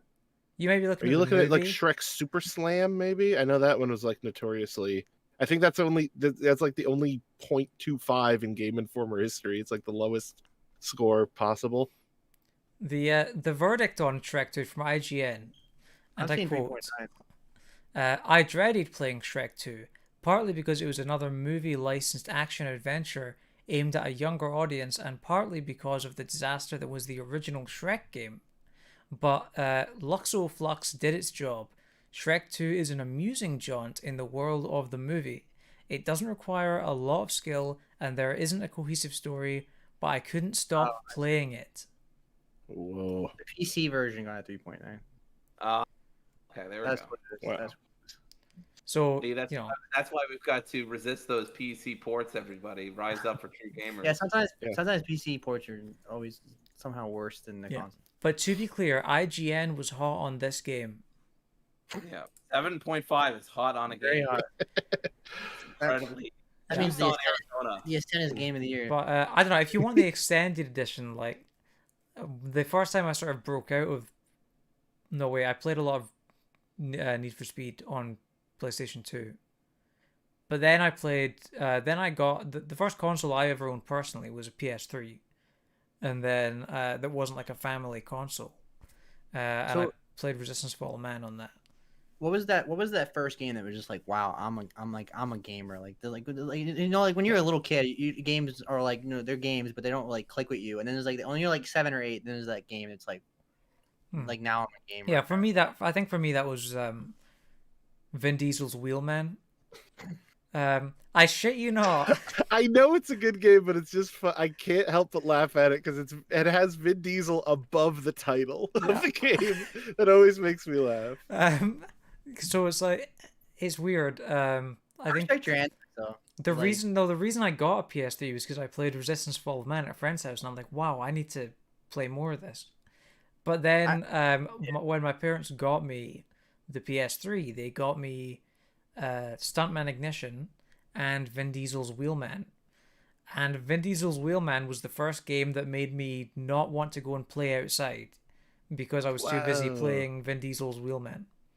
I think for me, one of the first games that made me go like, wow, I'm like a gamer now, is probably Spyro. I want to say it was probably Spyro. I mean, it's possible there's a game before that, but yeah, I had thought for a long time that the outside world was very overrated anyway. And when I started playing Spyro, I was like, this game is amazing. Like, look at all the jumps you can do. You can be a dragon. This is amazing. Why would I go outside? I can think of two, and they couldn't be more different. And one is a game I consistently rant and rave about, and it's Phantasy Star 4 for Sega Genesis. It is one of my favorite JRPGs ever. And there is a moment that I shan't be spoiling.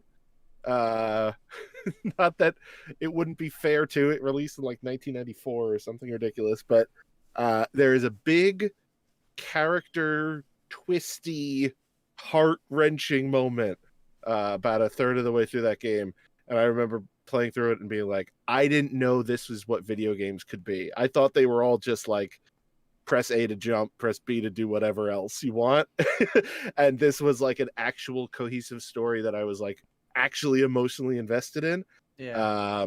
And I was like, I didn't think this is what games could be. And then eventually I reached Metal Gear Solid and was like, oh, this is what games can be. This is just like an action movie, like in disc form. But the other one I remember is Mario Kart 64. Great game. But I have a weird experience with it because a friend of mine's dad was like some sort of executive for Toys R Us. So back in the day, maybe still now, like in store in Toys R Us and Target and what have you, they'll have like the display models of the consoles where you can play them for a couple of minutes.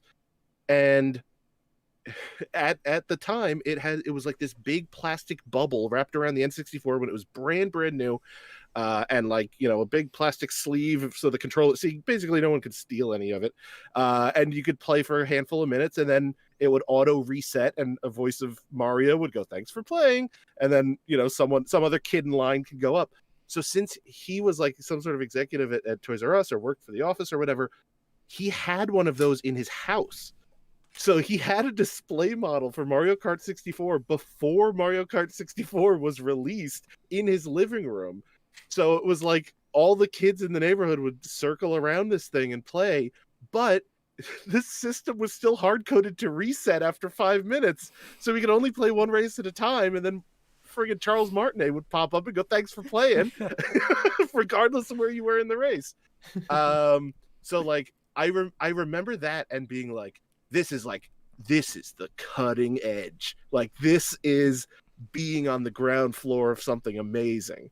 And I think a lot of those future moments of like buying something day one, sitting in line for something, blah blah blah, all stem from that, of like being like, I'm playing this game before anyone else and they don't know what they're missing. Like, super special. I almost lost friendships because of that battle mode in Mario Kart with the balloons. balloons. I will also say the Neversoft take on Spider-Man that came out in like 2000 or whatever, super influential on me. Like, I played that game to death. I would still go back and play it. I've even thought about speedrunning that game because I love that game so much, but I don't even know how it plays on PC or anything like that. You'd have to like get an emulator or something, right? But yeah, I really loved that game, and it really influenced like my sense of humor. And like, I was already invested in Spider-Man as a character because I love, here Seb and I are going to furiously agree with us, maybe Bob too. But the 90s Spider-Man thing that was on Fox Kids and ABC Family and stuff. So I was already invested in that character, and then they Neversoft like just hit it out of the park with the writing, and I thought at the time the gameplay was amazing. And the graphics I thought at the time was amazing. So yeah, that's definitely another big moment for me. I played that game so much and I loved it to death, and I probably all the quoted cheat it a codes. lot. Yeah. Yep. Cheat codes and a million different unlockable outfits. That game is really, really good. Yeah, and then the sequel did pretty much nothing with it, but hey, it was a great So hang on, anyway. wasn't Enter that... Electro, right? Oh yeah, we covered Enter Electro extensively on this podcast. Yes. We are actually exclusively an Enter Electro podcast. But wasn't that Neversoft Spider-Man game the one where if you failed the QTEs, like there was a really funny clip that played? No, that's the PS. That's Spider-Man 3. Yeah. That was like Spider-Man 360. That was like 2007. That's the movie games. Yeah. This is like Neversoft doing its own where the thing. lady's like tied to the bomb and he just face plants and the whole building explodes. Yeah. I don't think there was QuickTime events back then. I think QuickTime events started around like God of War, like 2005. That's when they hit their heyday for sure. I mean, I'm sure, if Probably I could put on my nerd glasses, they'd be like, well, actually on Super NES, but it was around PS2 where they really hit their stride. So, but Seb, I don't think we got an answer to you. Yeah. So, no worries. That was my smooth transition. I've been playing games forever, like since I was like really little. Actually, I started playing games when I was like 2. I think I started like console wise. I started with Nintendo 64, but I think I really started with the PC. And I don't remember what game it might have been, like Putt Putt or Jumpstart Kindergarten or something like that. You guys, that's like a 90s thing. I know what you're talking about. Yeah, Putt Putt was like a talking purple car. Did you play backyard soccer? Backyard baseball? Yes. Yeah, I love backyard soccer. Yeah, me too. But my first real experience at console was like Mario 64. I was 3 years old when I first played it, so that was like my first like real game, probably like the first like major game. That's when I first got my Nintendo 64 because it came out like 96, I think. So, I didn't play PS1 until a couple years later. We didn't get a PS1 like launch. We got one like 97. I used to watch my dad play Resident Evil. That's when I fell in love with it. Even as a kid, I always loved that series. And I used to watch my dad play like Metal Gear Solid and stuff because I was too little to play those yet. My first PlayStation game was Crash Bandicoot.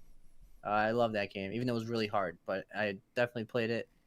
But I was still a little too young to appreciate like the PS1 as much as I do now. I was more of a Nintendo 64 kid. I played all those like Ocarina of Time, Banjo-Kazooie, GoldenEye, Mortal Kombat 3, so on and so forth. Oh yeah. PS2 is when like I became I really felt like a gamer. PS2 like it's legendary. I think it's the greatest console of all time. I mean, I had God of War, Shadow of Colossus, Final Fantasy X, and Final Fantasy X is when I realized gaming could be an art. When the cutscenes blew me away, and the ending always makes me cry, and it was like a perfect story. I think it's a masterpiece. Maybe some things don't age well, but I think it really holds up. It's one of the best games of all time, I think. Oh, it's one of the top 5 Final Fantasies ever, in my opinion. I played most of them, and I had very similar feelings about 9 and 10. They both Yeah, 9 like too. Yes. unbelievably blew me out of the water and how good they are.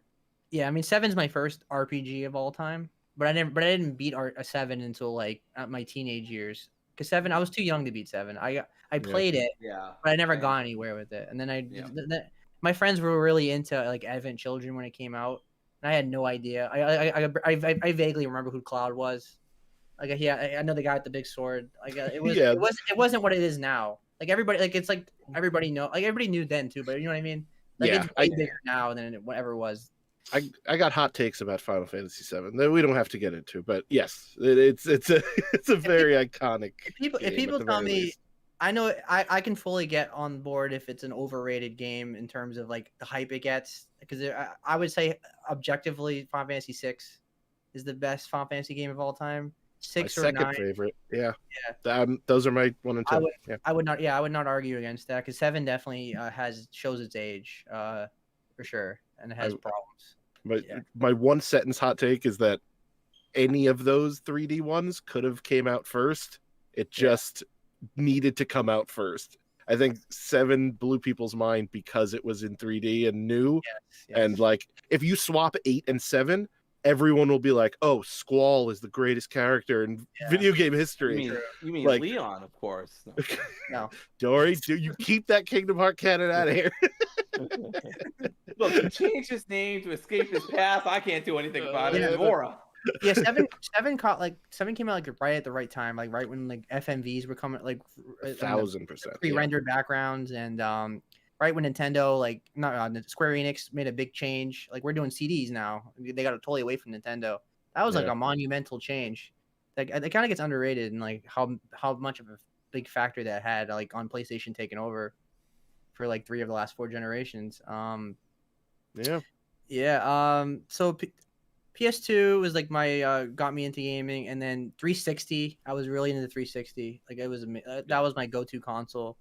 PS3 kind of fell by the wayside, unfortunately, and that was also around the same time where the Nintendo fell off for me, because I was a big Nintendo 64 and GameCube fan. And then when the Wii came out, though, I'm a traditional gamer. I prefer like a regular controller in my hands. I've always been that way.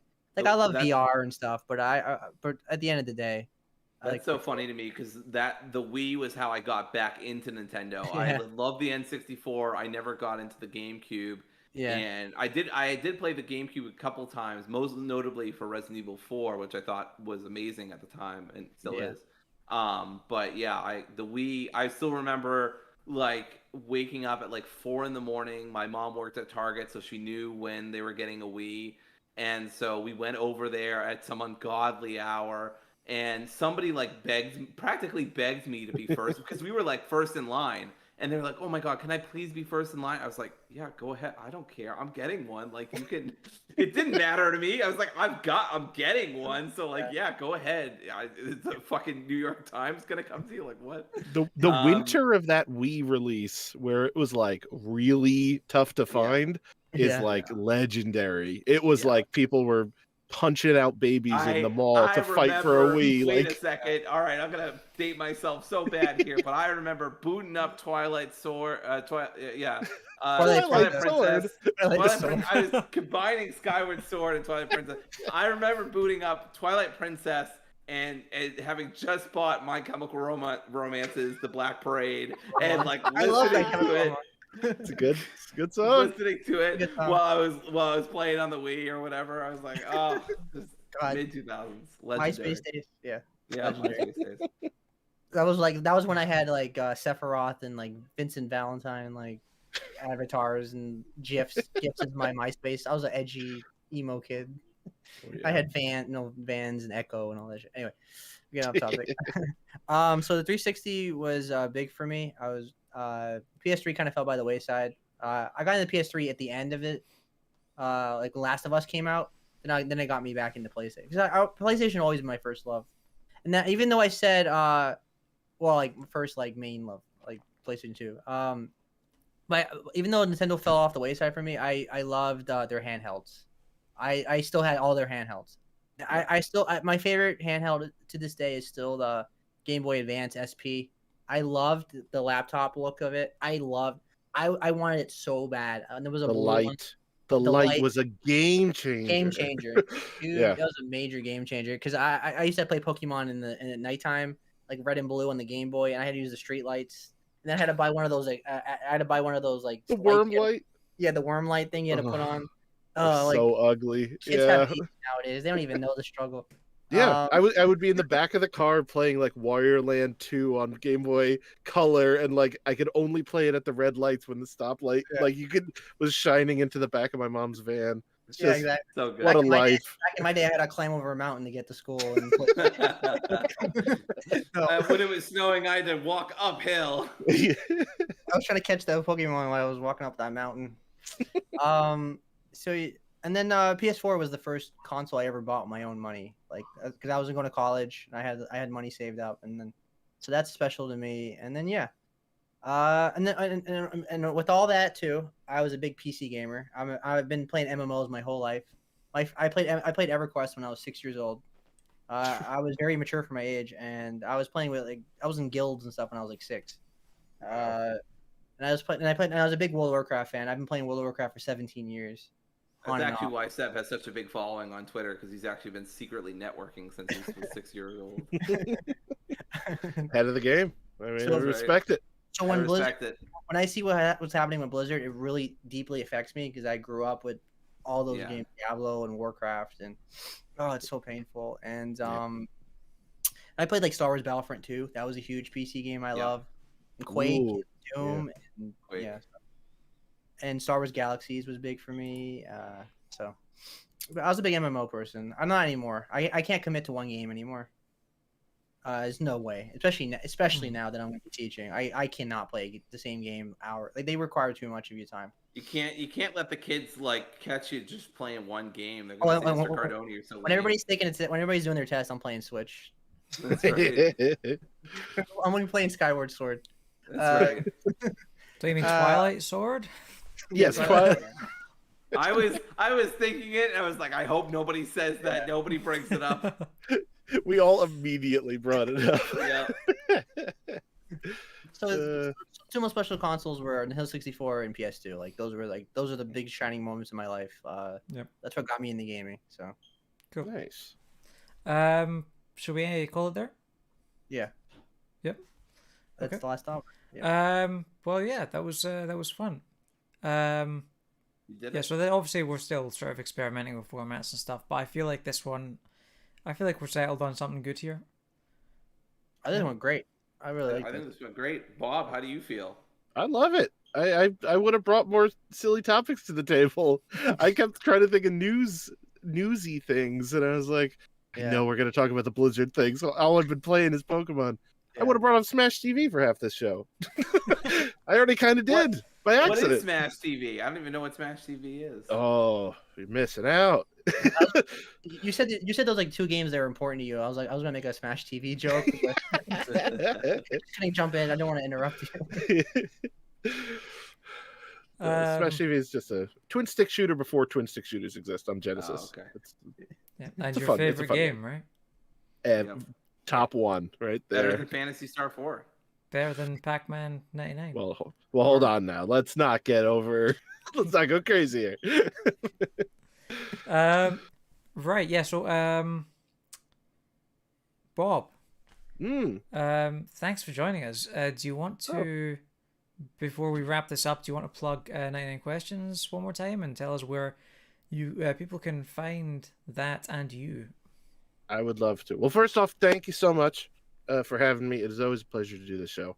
To nerd out about how old I am is always a lovely day. Thank you. But yeah, if anyone isn't sick of my voice already, it's 99. That's of course the number 99 questions on any podcast app.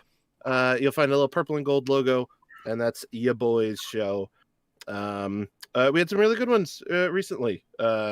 John Smith from Funhouse, the Brendan Lee Mulligan, Sam Reich. I have one coming out if you're listening to this live, tomorrow. If you're listening to this recorded, today. That is with an artist, Sean Koss, who's kind of famous for doing a lot of art pieces about like various mental health issues that people go through. And that's a really interesting little interview that I did. So yeah, I got some super interesting ones coming down the pike.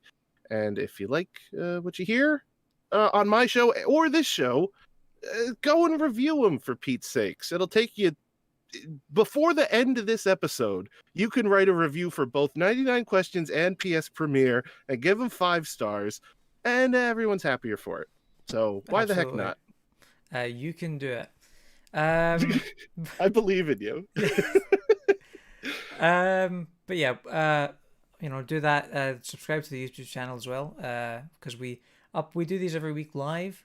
So if you're listening to the audio version of this, you can join us live and ask us questions in the chat, and we'll probably read them, as long as they aren't outrageously offensive or something like that.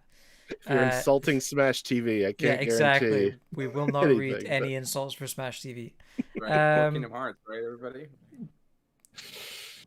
Well, anyway, we also have a Discord server, which will be in the show notes or the description. Please join that as well, because we will talk to you about video games and other things. That's a threat. That's not even a promise. That is a threat. Yeah, we will talk to you about video games. I will tell you about Kingdom Hearts lore, and you will listen to me. Yeah. Okay. Maybe you shouldn't join then. Anyway. Yeah. So thanks for joining us, and thanks once again, Bob, for joining us. And Anytime. We will see you next week. Goodbye. Bye. Bye. Bye.